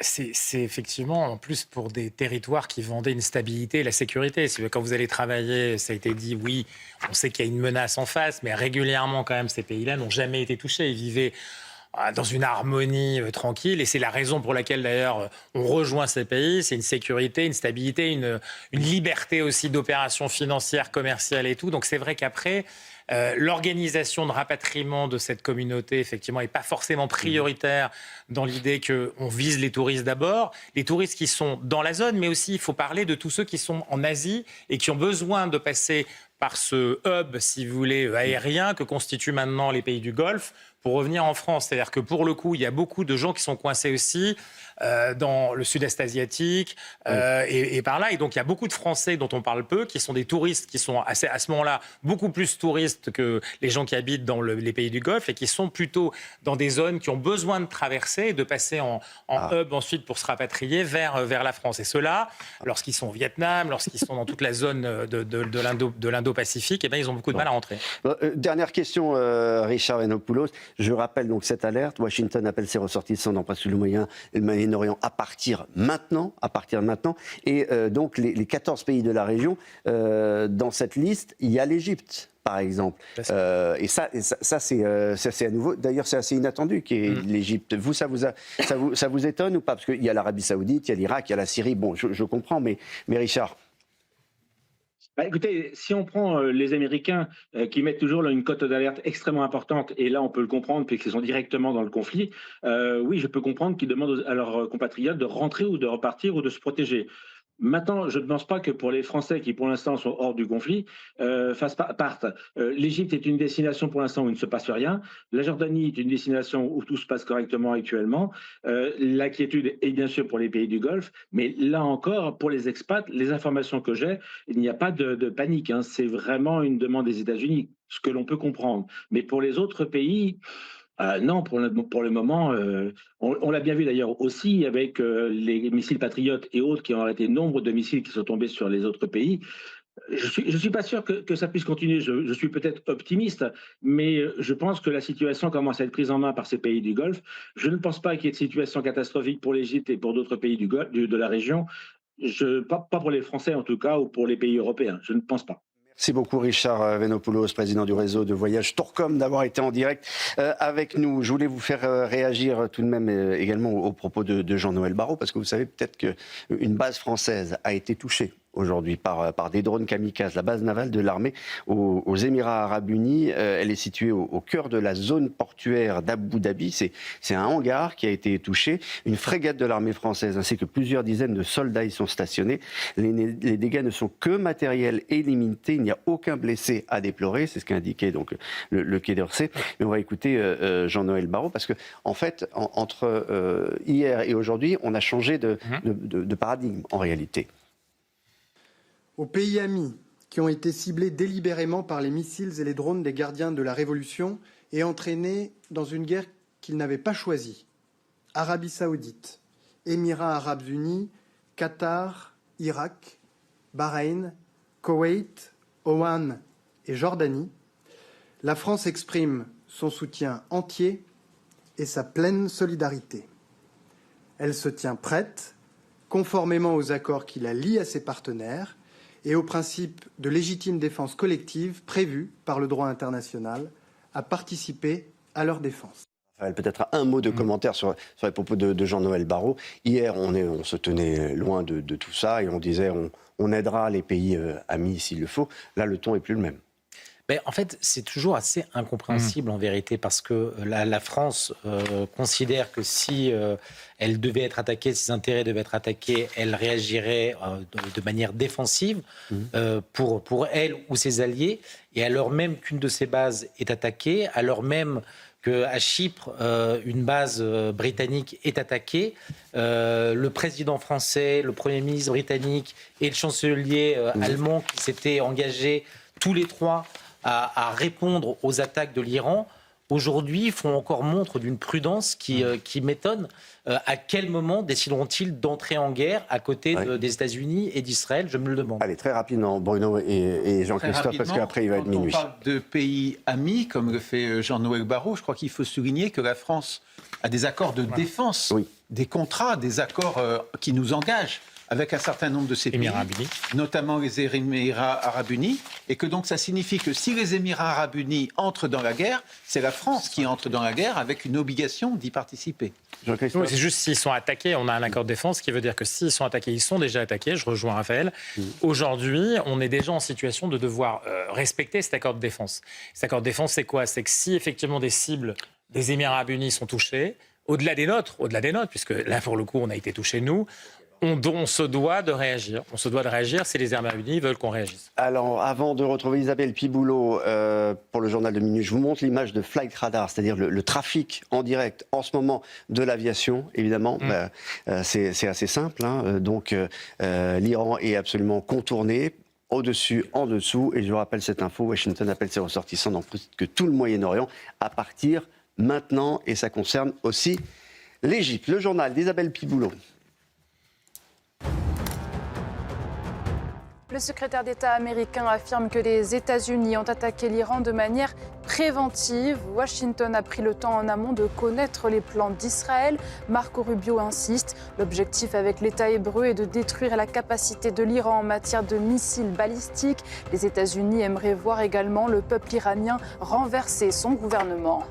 Israël annonce la réouverture ce mardi d'un point de passage pour l'aide vers la bande de Gaza. L'État hébreu avait été sommé plus tôt par le secrétaire général de l'ONU de procéder à cette réouverture aussi vite que possible.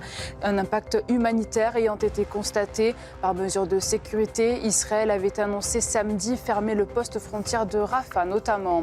Et puis l'Iran accuse Israël et les États-Unis d'avoir de nouveau attaqué le site nucléaire de Natanz. Le chef de l'organisation iranienne de l'énergie atomique dénonce 2 attaques brutales. Le site avait déjà été ciblé en juin lors de la guerre des 12 jours. D'après l'AIEA, à ce stade, il n'y a pas d'indication que des installations nucléaires iraniennes aient été touchées depuis le lancement de l'offensive ce samedi. Merci beaucoup Isabelle Piboulon. On retrouvera tout à l'heure pour le journal de la nuit aux alentours de 1h du matin. Je rappelle cette information encore une fois. Washington appelle ses ressortissants dans presque tout le Moyen-Orient à partir maintenant. De nouvelles frappes à nouveau ce soir lancées par Israël et par les États-Unis. Frappe conjointe sur Téhéran. Et puis une réplique à nouveau ce soir sur Israël. Et tout ça va durer. Au moins 4 à 6 semaines, a dit Donald Trump, au minimum, évidemment, ça peut être plus. Peut-être que ce soir, on retiendra aussi que Donald Trump n'écarte pas l'idée d'envoyer des troupes au sol. Manas Shirami, jusque-là, il n'y a pas ces troupes au sol. On a entendu, peut-être des forces spéciales, évidemment. Je vois Jean-Christophe Galin qui dodeline de la tête. Effectivement, il y a la CIA qui doit être présente, il y a des Israéliens qui sont sur place, mais l'idée, c'était quand même d'avoir une opération avec des frappes, des avions, et puis ensuite s'en va. Alors, pour une durée très forte, je veux dire, mais pour une durée limitée, et ensuite, aux Iraniens de se débrouiller. L'idée d'envoyer des troupes au sol change tout. Moi, je suis très optimiste, vous voyez, parce que je vois de plus en plus la République islamique aux abois. Je vois, en fait, les signaux qu'ils envoient, ce sont les signaux de détresse totale, même malgré les frappes qu'ils font sur les navires ou bien à droite et à gauche. Ce n'est pas du tout pour moi. Ça ne signifie pas du tout qu'ils sont en position de force. C'est tout le contraire. C'est pourquoi aujourd'hui, je disais que maximum, je leur donne 1 semaine. On n'a même pas besoin de 4 semaines. Maximum, je leur donne 1 semaine.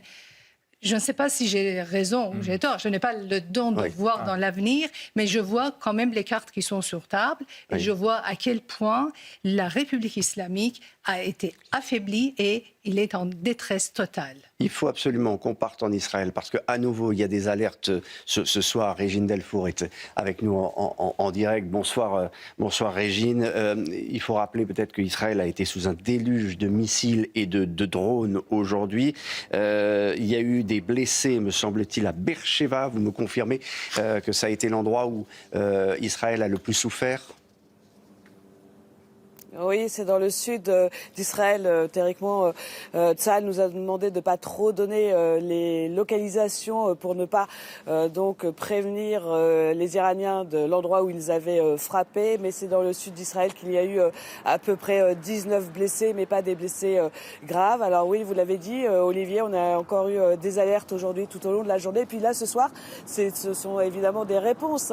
Après l'attaque massive de Tsahal sur l'Iran, il semblerait que Tsahal ait visé la télévision d'État, même si les médias iraniens affirment que la télévision fonctionne toujours et qu'il n'y a aucun blessé. On sait aussi que Tsahal a aussi visé le Liban. Alors il y a eu plusieurs régions en Israël, le nord, le sud, et puis après c'était le centre, c'est-à-dire nous, on est resté un petit peu dans l'abri. On sait qu'on va avoir, Olivier, une nuit encore des plus compliquées. Alors la nouvelle tactique en fait des Iraniens, c'est d'essayer d'envoyer un maximum de missiles de façon en fait à ce que le dôme de fer ne puisse pas répondre, essayer de faire le plus de dégâts en fait. Régine, je voudrais qu'on revoie, si vous me permettez, une séquence que vous avez vécue. C'était en direct tout à l'heure, cet après-midi. Ça faisait partie des multiples alertes que vous avez connues en Israël. Et là, vous étiez en direct et on va revoir ce moment où vous êtes allé dans cet abri. Là, on vient d'avoir une alarme, donc on est obligé de se rendre dans le Mamad, dans un parking. C'est pour ça que vous nous voyez marcher. Vous voyez les gens, tout le monde se dirige dans le parking puisqu'on a quelques minutes pour s'y rendre avant que l'impact vienne. On ne sait pas encore si c'est dans notre région ou pas, mais au moins avec cette application, on sait qu'il y a une alarme et qu'il faut se rendre dans les abris. Quand on est arrivé, on a demandé où était l'abri. C'est dans ce parking, donc il va falloir qu'on rentre dans le parking puisque on va avoir une autre alarme. Vous voyez là, je ne sais pas si vous voyez, mais il y a des gens qui se dirigent dans la rue qui vont rejoindre aussi le parking parce que, comme il était dit, il y a cette application qui nous donne donc les indications. On a à peu près 5 minutes. Voilà, on disait qu'il y avait 12 minutes précisément, Régine, entre le moment où le missile partait d'Iran et qui pouvait être intercepté par le dôme de fer. Je dis intercepté parce que c'est plus de 90% des missiles qui sont interceptés. Alors Olivier, en fait, au mois de juin, on avait à peu près 10 minutes. Ils ont réduit la durée sur cette application du haut commandement. Et en fait, ils l'ont passé à 5 minutes. 5 minutes, c'est-à-dire, attention, il y a un risque de missile dans votre région. Donc, vous dirigez-vous dans un abri, dans un mamad, dans un parking souterrain. Et puis, quelques secondes avant l'impact, ils nous disent, là, ça va frapper. Ils ont réduit cette durée.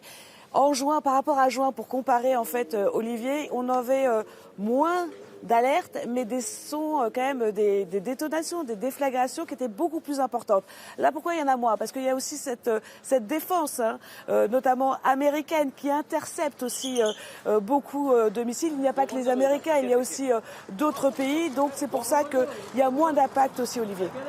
Merci beaucoup, Régine. Merci d'avoir été avec nous en direct. Évidemment, la nuit, vous nous l'avez dit, pour vous, va être longue. Les prochains jours, les prochaines semaines, sans doute également. Il y a quelque chose d'intéressant. Alors peut-être les dernières images, les toutes dernières images qui nous proviennent d'Iran, de ces frappes contre l'Iran. C'est cette nuit, ce sont des images qui nous proviennent des réseaux sociaux, cet épais nuage de fumée que l'on aperçoit.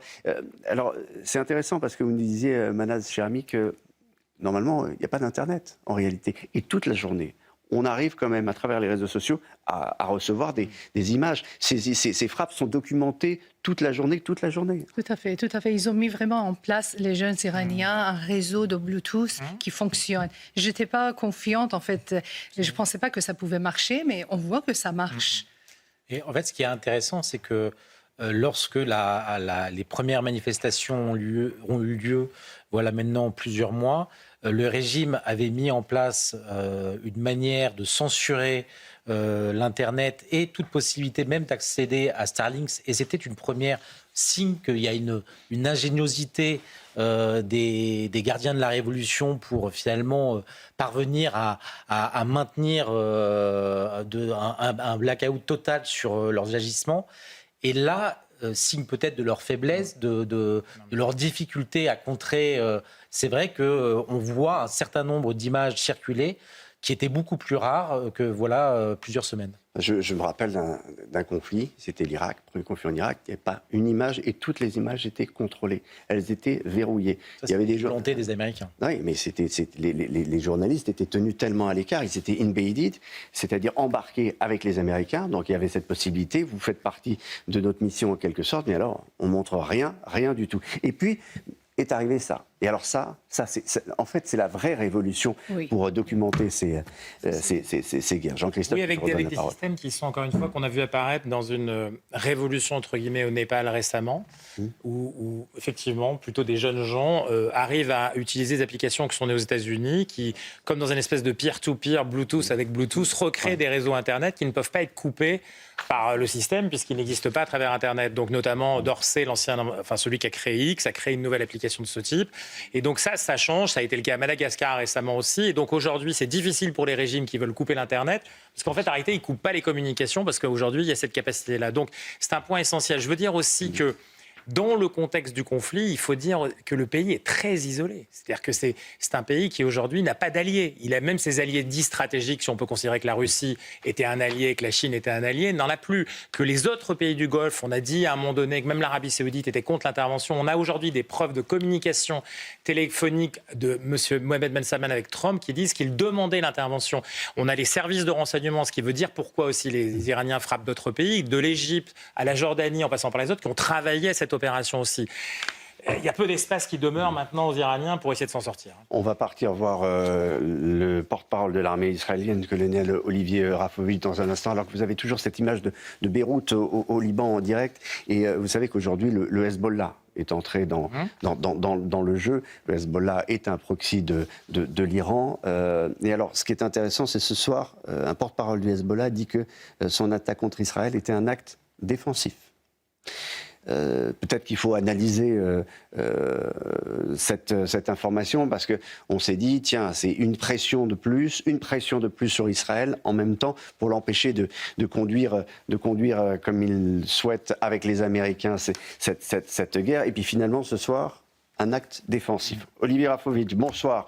Merci d'être avec nous. On reviendra sur la situation concernant le Liban, ce qui s'est passé, parce qu'il y a eu attaque et contre-attaque, et évidemment, et la stratégie de Tsahal est toujours la même, c'est-à-dire que dès qu'il y a un missile qui part quelque part, hop, on le repère, et ensuite on tire dessus, et avec beaucoup de force et beaucoup de moyens. Mais ce soir, à nouveau, Israël intercepte des missiles tirés depuis l'Iran. C'est l'une des informations de la soirée. Bonsoir, merci de m'avoir dans votre émission ce soir ou cette nuit, je ne sais pas comment on dit maintenant. Là, nous sommes après plusieurs attaques de missiles balistiques venant d'Iran qui ont ciblé le sud d'Israël, le centre. Là, je rentre avec d'autres personnes d'un abri. Actuellement, il y a des alertes dans le nord du pays. Et ce sont des missiles iraniens donc, qui sont lancés du territoire iranien.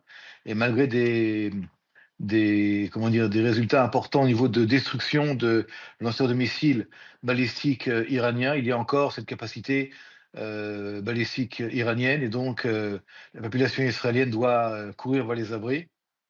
Et dans le même temps, comme vous le savez, il y a aussi des opérations aériennes extrêmement importantes et intenses actuellement, à l'heure où nous parlons, dans le ciel de Téhéran, où nous avons, il y a quelques heures, maintenant à peu près moins de 2 heures, nous avons demandé à la population d'un quartier de Téhéran d'être évacuée, de quitter le quartier, parce que nous allions frapper des objectifs du système du régime.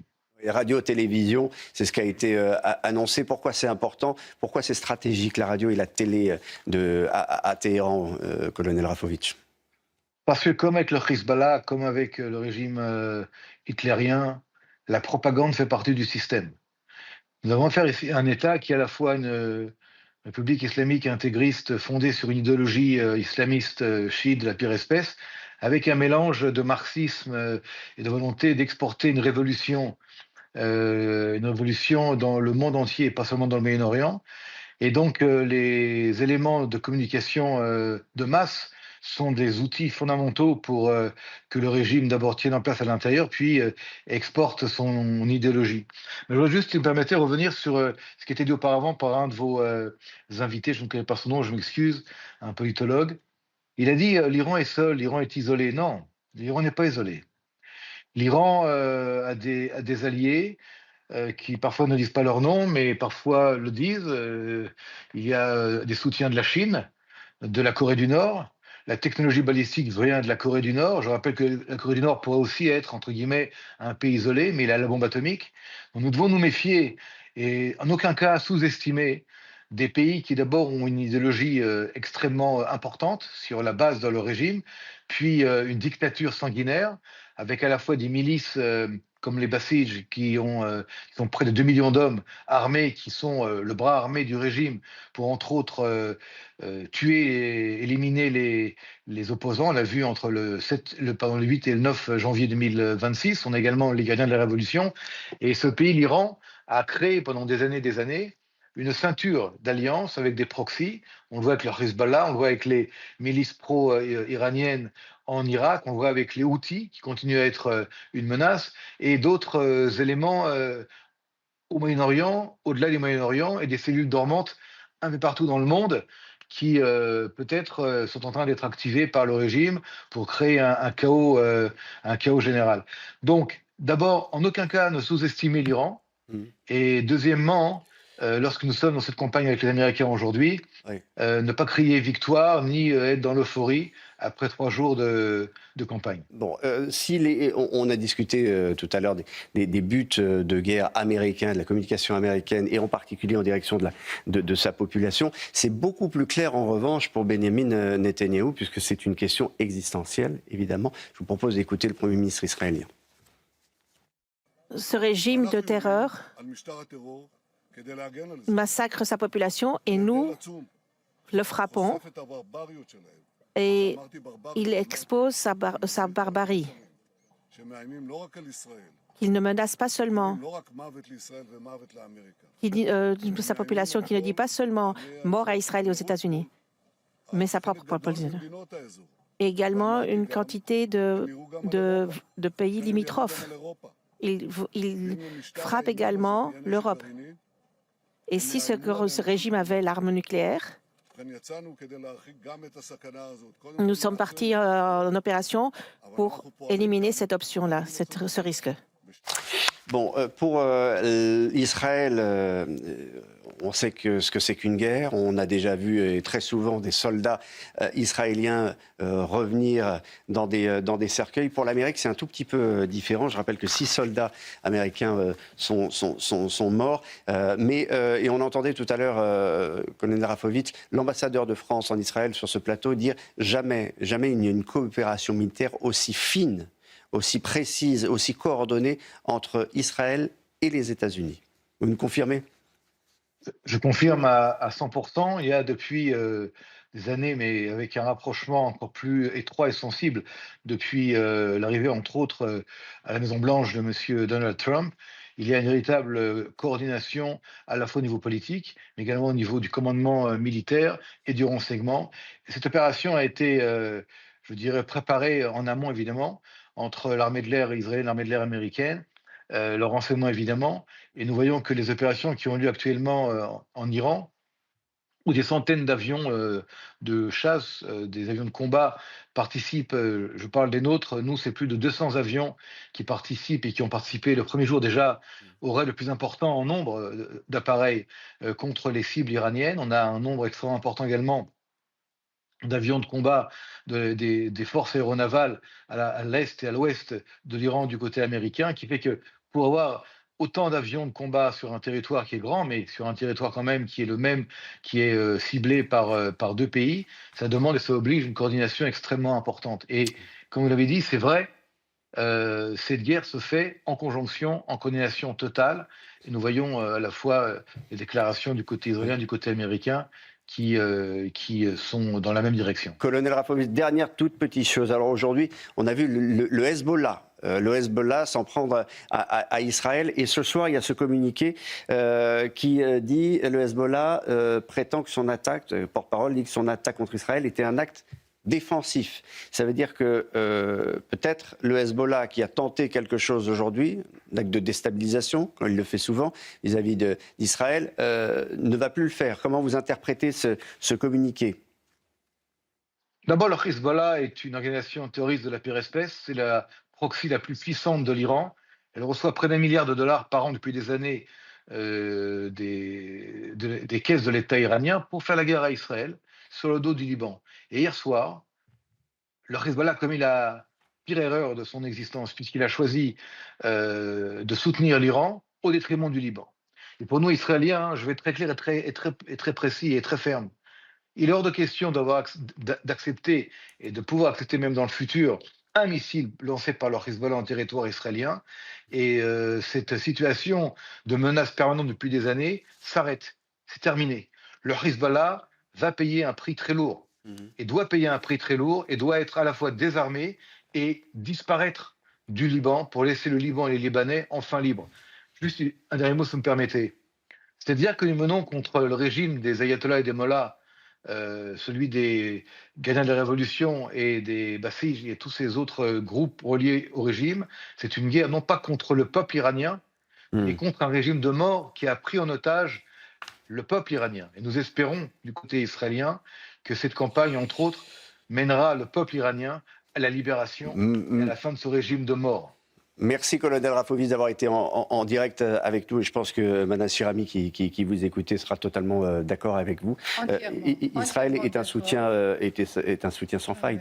Je suis entièrement d'accord avec le colonel. Absolument, ce sont les frappes contre la République islamique et pas contre le peuple iranien. Et vous le disiez tout à l'heure. Le seul endroit où je ne suis pas d'accord avec le colonel, je voulais dire, colonel, une armée qui perd sa tête, 50 généraux de son armée. Alors là, permettez-moi de vous dire que c'était une grande victoire.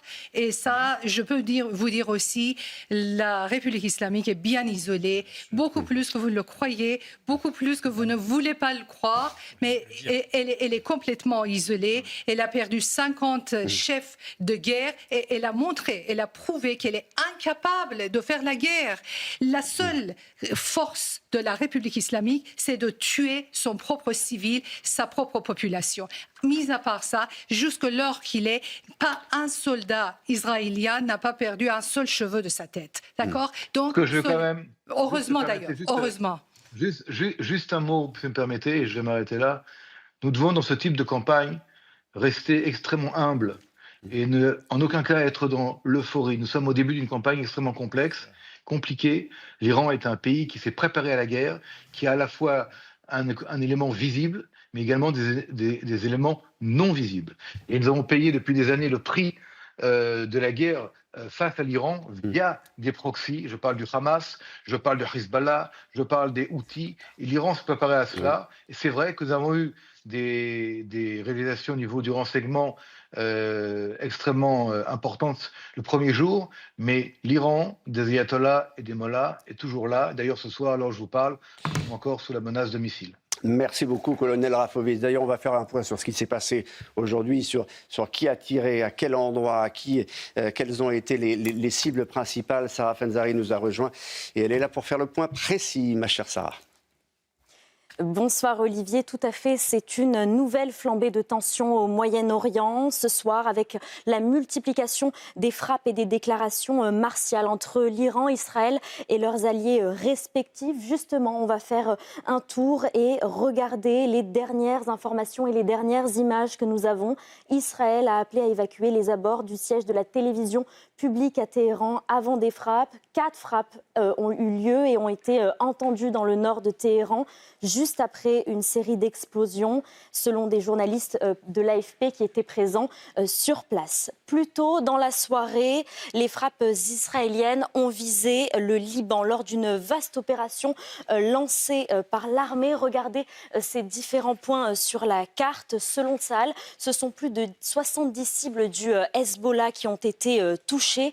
Et sur ces images qui ont été captées aujourd'hui, on les attend d'une petite minute à l'autre. Voilà, il s'agirait d'entrepôts d'armes, de sites de lancement, de lanceurs de missiles et d'une société financière du Hezbollah. Vous le voyez également derrière moi, l'armée israélienne a également annoncé via un tweet sur X avoir éliminé le chef du siège de renseignement du Hezbollah lors d'une frappe précise à Beyrouth. Côté américain, je vous propose de regarder ces bombardiers B-1 qui ont mené dans la soirée des frappes en profondeur pour réduire, je cite, les capacités balistiques. Le chef d'état-major a d'ailleurs rapporté à la presse que la marine américaine, que vous voyez sur ces images, a lancé des missiles de croisière Tomahawk vers des navires militaires iraniens. On part tout de suite du côté du Qatar où l'armée de l'air de l'Émirat aurait, selon un communiqué officiel du ministère de la Défense, abattu 2 bombardiers en provenance d'Iran, intercepté 7 missiles balistiques et détruit 5 drones. Ces appareils visaient des installations gazières stratégiques du pays. Et ce qui est à noter, et c'est important, c'est la première fois depuis le début de ce conflit que Doha revendique publiquement la destruction d'avions iraniens. Merci beaucoup Sarah pour ce point précis. Donc encore une fois, on est au 3e jour de guerre. Est-ce que quelqu'un peut essayer d'expliquer cette manière très erratique, enfin en tout cas qui semble erratique, de l'Iran de tirer dans tous les sens ?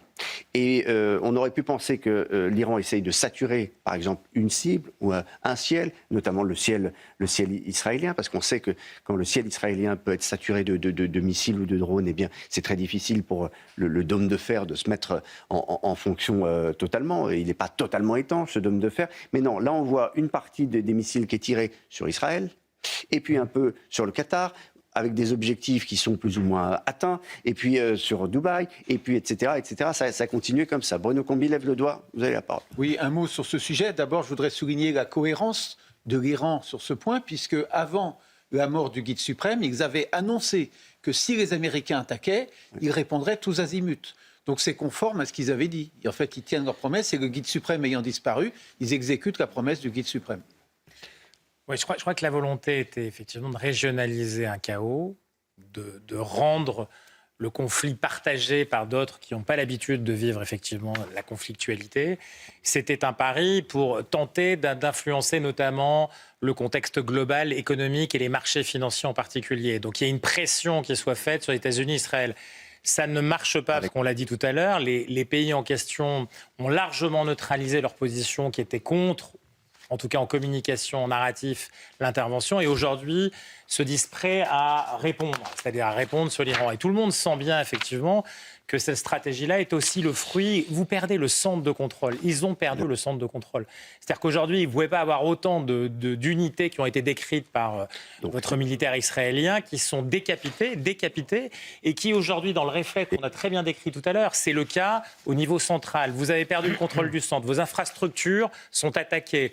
Vous avez des provinces qui lâchent. Votre rue est compliquée à tenir. Comment vous voulez faire pour tenir ça? Aujourd'hui, il y a un sentiment qui est celui de partir dans tous les sens. Je ne crois pas que ça soit simplement le message de l'ayatollah assassiné, c'est aussi une réalité de dislocation progressive d'un régime qui a du mal à tenir tous les enjeux. Alors, Manaz et Raphaël. Aussi, le point que vous avez souligné, qui était tout à fait juste, c'est là quand même, c'est important, cette fois-ci, il n'y a pas de blackout. Et ça montre qu'ils ne sont pas capables d'instaurer le blackout total et que si les Iraniens arrivent à communiquer avec nous, envoyer des films, des vidéos de tout ce qui se passe en Iran, et on est au courant de tout, à la minute près, à la seconde près, c'est qu'il n'y a pas de contrôle. Donc, pour moi, tout est cohérent. Tout est cohérent. Juste un commentaire, je vous donne la parole tout de suite. En ce moment même, l'armée israélienne dit frapper des cibles du Hezbollah à Beyrouth. Et vous avez ces images en direct de Beyrouth. Il fait nuit, c'est très difficile de distinguer ce que l'on voit, mais on croit apercevoir, l'image n'a pas noté, la caméra n'a pas noté il y a quelques minutes, on devine, me semble-t-il, un nuage de fumée qui se dessine dans le ciel de Beyrouth cette nuit. Raphaël. Oui, ce que Jean-Christophe a décrit, c'est une hypothèse forte. Oui. Pour autant, il en existe une autre qui est celle qui est conforme finalement au souhait de l'ayatollah Khomeini, qui était de vouloir régionaliser ce conflit avec une raison qui est toute simple, c'est que l'Iran pensait que les alliés des Américains sur zone mettraient la pression sur Donald Trump pour que ce conflit cesse au plus vite.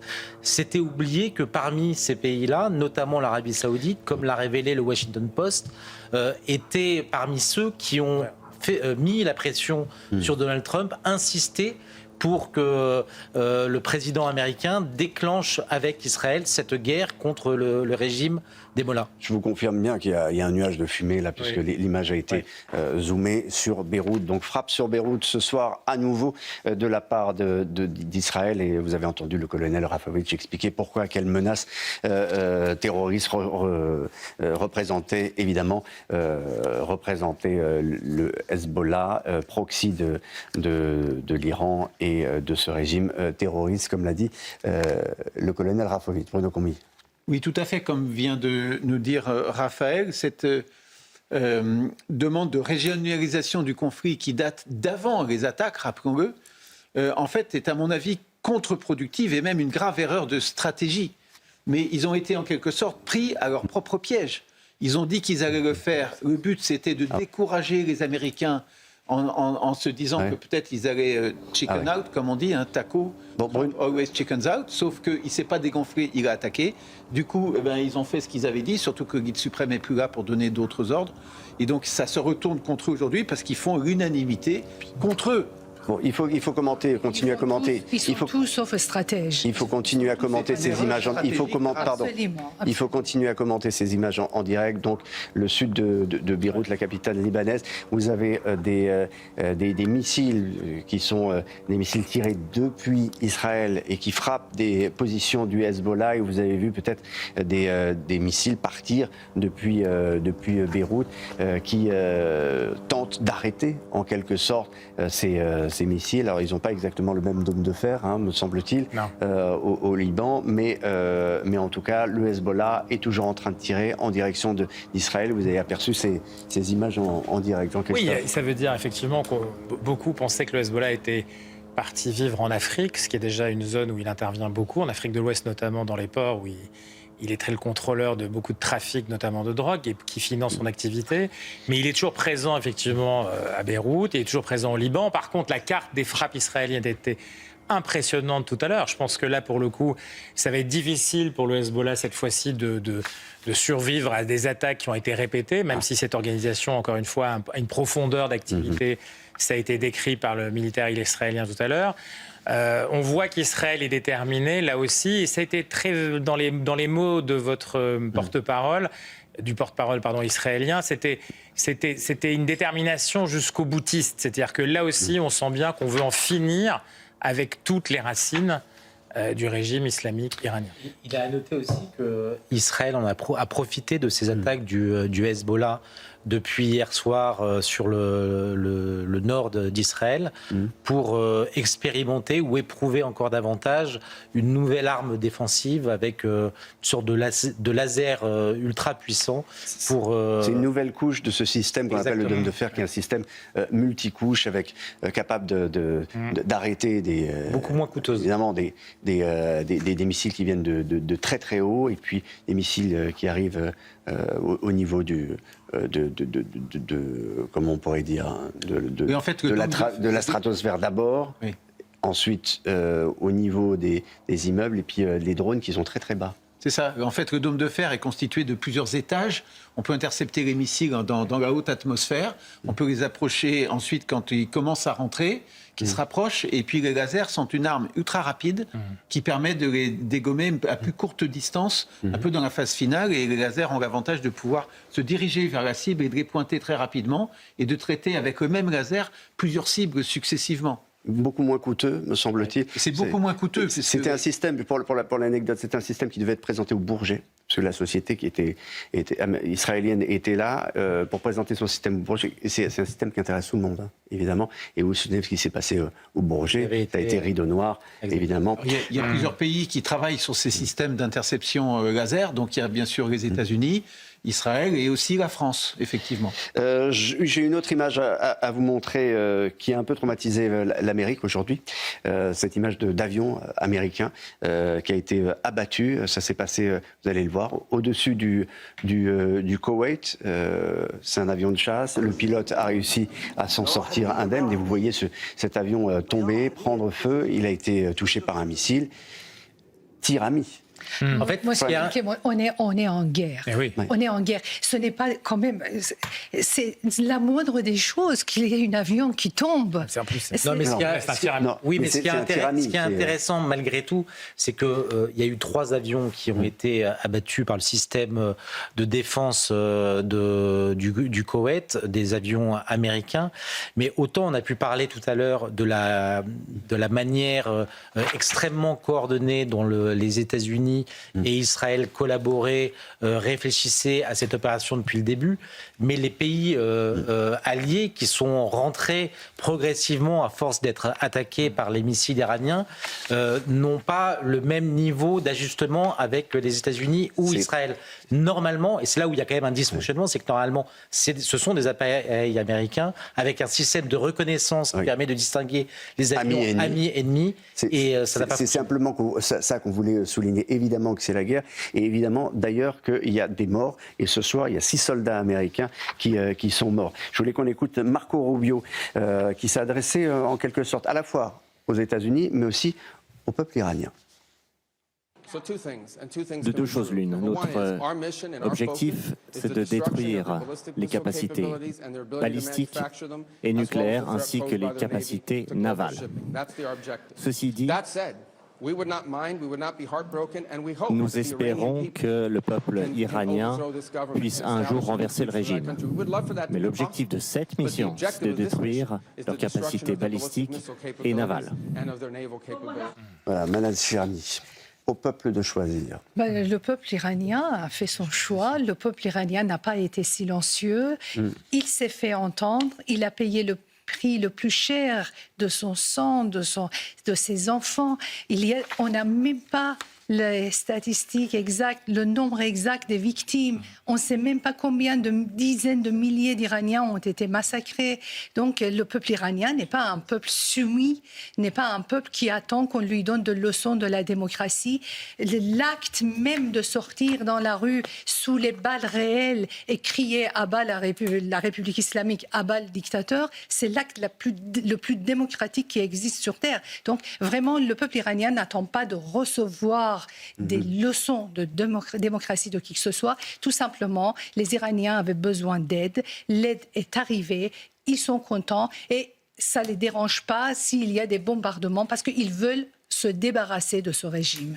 Sur la menace terroriste, j'aimerais qu'on en parle. On va être avec Axel Ronde dans un instant. La menace terroriste en France. Je voulais simplement qu'on réécoute ce que disait tout à l'heure l'ambassadeur d'Israël en France, qui disait attention, attention, les gardiens de la Révolution sont actifs, ils sont là, ils sont à Paris, ils ont même un lieu précis, alors que vous voyez en même temps les images, parce qu'on a ces images en direct évidemment de Beyrouth. Vous avez vu cette salve de missiles qui vient de partir en direction du ciel, sans doute. Alors, soit pour viser Israël, soit pour essayer d'empêcher les missiles qui tirent sur le Liban, parce qu'il y a une opération israélienne contre le Liban. Israël frappe des cibles du Hezbollah à Beyrouth. Est-ce que c'est pour empêcher ces missiles de tomber? Est-ce que ça fonctionnerait donc comme le dôme de fer? Ou alors est-ce que c'est pour frapper des lieux en Israël? Voilà, c'est une question un peu compliquée là ce soir pour le dire, puisqu'il fait nuit et que vous voyez en tout cas ces éclairs zébrer le ciel, mais ce sont bien des missiles tirés depuis Beyrouth que vous avez vu en direct. Donc, je le disais, la menace terroriste en France, les gardiens de la Révolution ont un endroit, c'est l'ambassade d'Iran à Paris. Écoutez. Les Iraniens, les gardiens de la Révolution, c'est une organisation terroriste qui a été définie par l'Union européenne comme telle. Ils sont présents un peu partout. Il faut dire qu'ils sont présents en Europe, ils sont présents. Vous savez, en 2018, ils avaient essayé de faire un attentat terroriste en France contre une organisation d'opposition iranienne. Ça veut dire qu'ils étaient présents. Ils sont toujours présents, ils sont omniprésents partout. C'est une organisation terroriste mondiale, un réseau mondial. C'est la même organisation terroriste qui a fait exploser notre ambassade à Buenos Aires il y a de cela de longues années. Donc oui, ils sont présents, nous savons qu'ils sont là, nous les combattons en coordonnance avec bien sûr avec les différentes, ça dépend dans quel pays, avec les gouvernements de différents pays. Bon, il y a eu un nouveau conseil de défense à l'Élysée dans la soirée. On a appris également que Laurent Nunez avait relevé le niveau de défense pour protéger les lieux de culte fréquentés par la communauté juive et les lieux fréquentés par les opposants au régime iranien. Et on est donc avec Axel Ronde, le président du syndicat de police CFTC. Axel, qu'est-ce qu'on peut dire précisément sur la menace terroriste iranienne qui pourrait menacer la France ce soir ? Bonsoir. Oui, effectivement, on sait que la menace terroriste est extrêmement élevée, parce que, comme a dit l'ambassadeur en 2018, c'était à Villepinte, un projet d'attentat avait été déjoué par les services de sécurité, une bombe devait exploser, une bombe qui avait apparemment été ramenée d'Iran.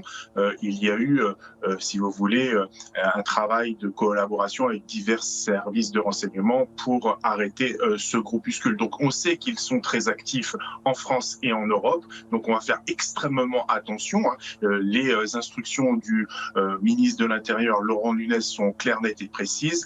Une très grande réactivité à tout type de menaces qui pourrait y avoir, que ce soit des menaces qu'on aurait détectées en amont sur les réseaux sociaux et sur Internet. Ça, c'est la DGSI qui a un savoir-faire sur cette maîtrise de tout type d'attentats qui pourraient être projetés, et bien évidemment les services de sécurité sur la voie publique en réaction immédiate dès qu'ils auront un soupçon ou un début d'attaque. Elle sera immédiatement interpellée, arrêtée, parce que nous avons un savoir-faire, nous avons une capacité opérationnelle, nous avons des unités spécialisées pour cela. Chaque véhicule de police a un armement type pour répondre à une attaque de masse, à une tuerie de masse.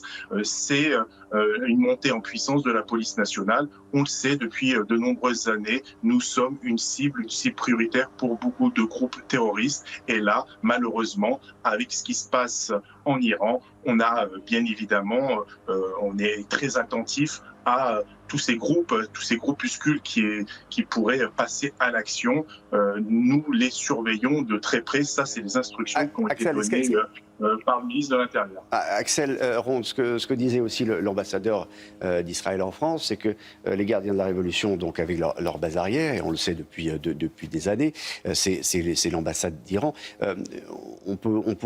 Dans sa bouche, on comprend que ce sont comme des agents dormants, prêts à passer à l'action, prêts peut-être à manipuler un certain nombre de personnes, peut-être les réseaux sociaux, sans doute. Jean-Christophe Gallien, utiliser de l'influence aujourd'hui pour... le terrorisme peut prendre différentes formes en réalité. Il y a déjà, il faut le reconnaître, un contre-narratif qui existe dans ce pays en ce moment. Il a existé au préalable, donc il y a des gens qui sont chargés déjà de répandre une version de ce qui est en train de se dérouler, de ce qui se passe en Iran. On l'a bien vu politiquement, on l'a médiatiquement aussi.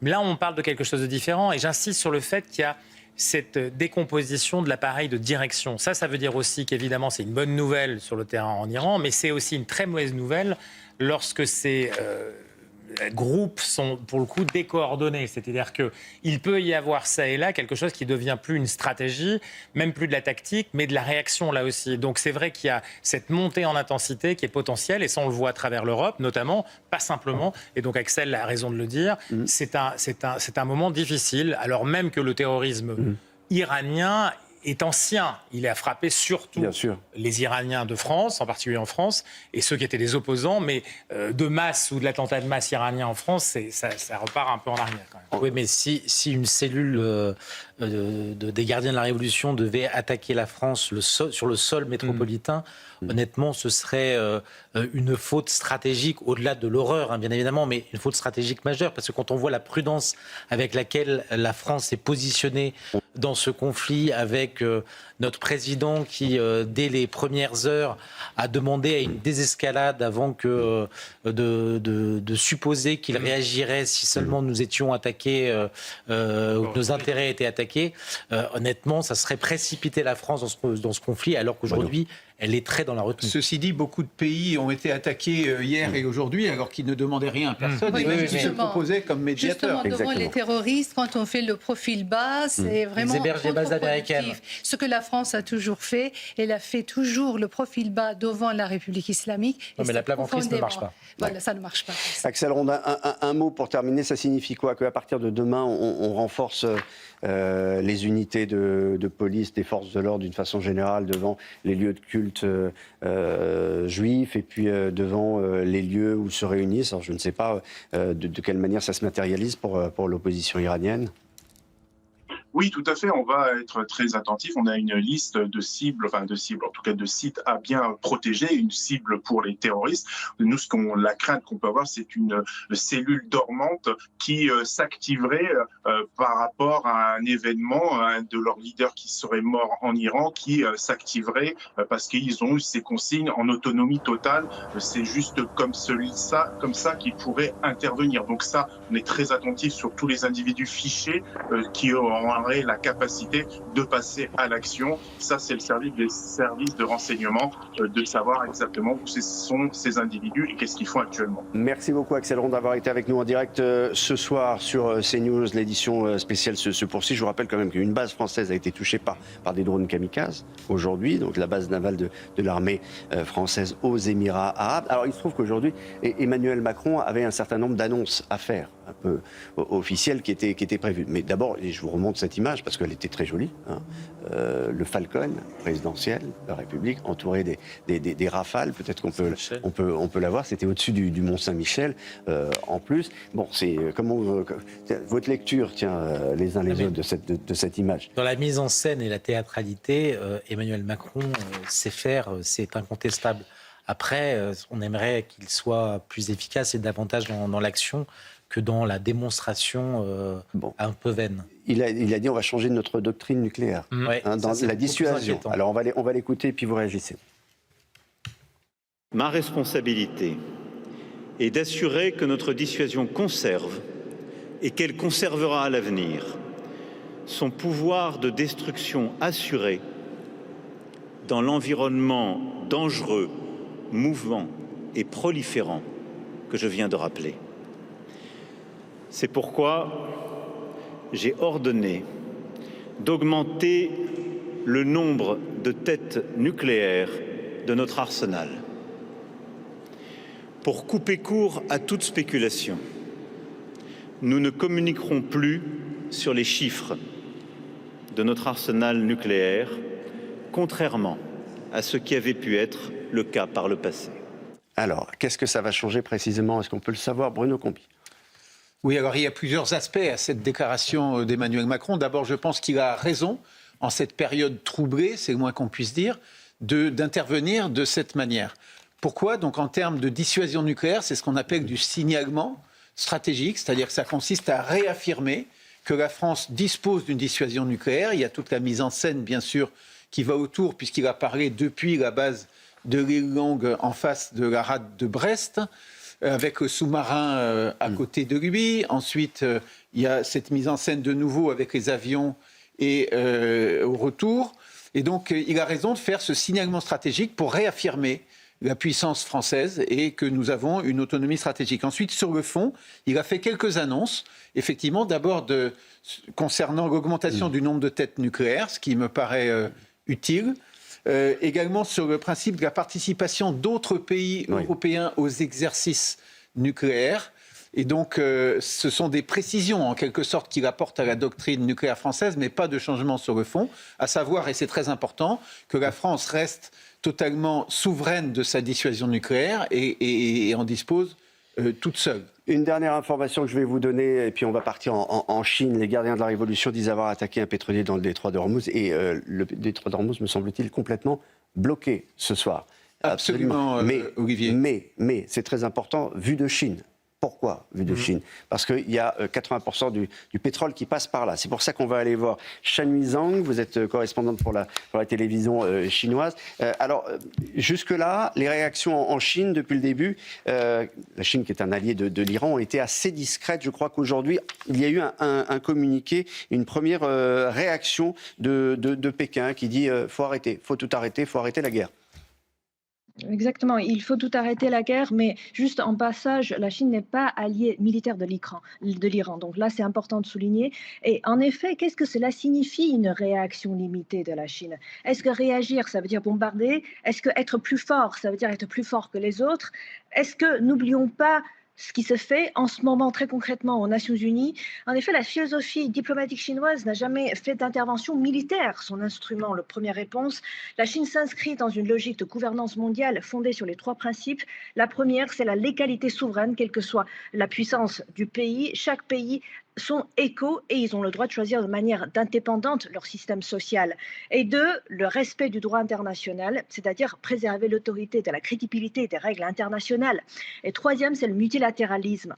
Et donc, dans ce contexte, nous avons bien vu que le ministre des Affaires étrangères, Wang Yi, s'est entretenu immédiatement avec son homologue russe, avec son homologue iranien, avec Barrot, son homologue français, ainsi que le ministre omanais des Affaires étrangères, pour coordonner des positions, pour discuter de la situation. Et donc, de ce côté-là, on voit que la Chine soutient le respect de la souveraineté, opposition au recours à la force. C'est très important. Et, écoutez, Shanhui Zhang, j'ai deux questions, mais il nous reste vraiment une minute. Donc, parce que vous avez dit que la Chine n'est pas un allié militaire de l'Iran. Il était question de missiles supersoniques anti-navires que la Chine devait ou pouvait vendre à l'Iran. Vrai ou faux? Est-ce que ça existe, cette vente?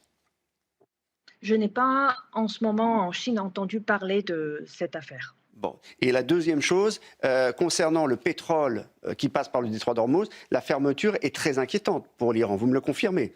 Pour la Chine, pardon. Exactement. Pour l'Iran, pour la Chine, même pour les États-Unis, même pour l'Europe, parce que c'est une question, les droits d'Ormuz, c'est une question qui concerne tous les pays du monde, et puis bien sûr pour la Chine, parce que c'est l'un des plus grands importateurs du pétrole brut pour la Chine. Donc c'est important en effet de régler la situation au plus vite, mais la Chine est aussi en train d'essayer d'adopter davantage de diversification énergétique, par exemple l'énergie propre, pour justement subvenir aux besoins colossaux. Vous ne pouvez plus parce qu'il est l'heure, je je suis vraiment désolé. Mais merci beaucoup d'être intervenu dans cette émission en direct. Merci à tous les quatre d'avoir été avec moi ce soir. De toute façon, on continue demain, on est ouvert. Donc, on rappellera la Chine, on vous rappellera tous et on continue l'édition spéciale. Et dans un instant, c'est Isabelle Piboulot qui est avec vous. Merci beaucoup.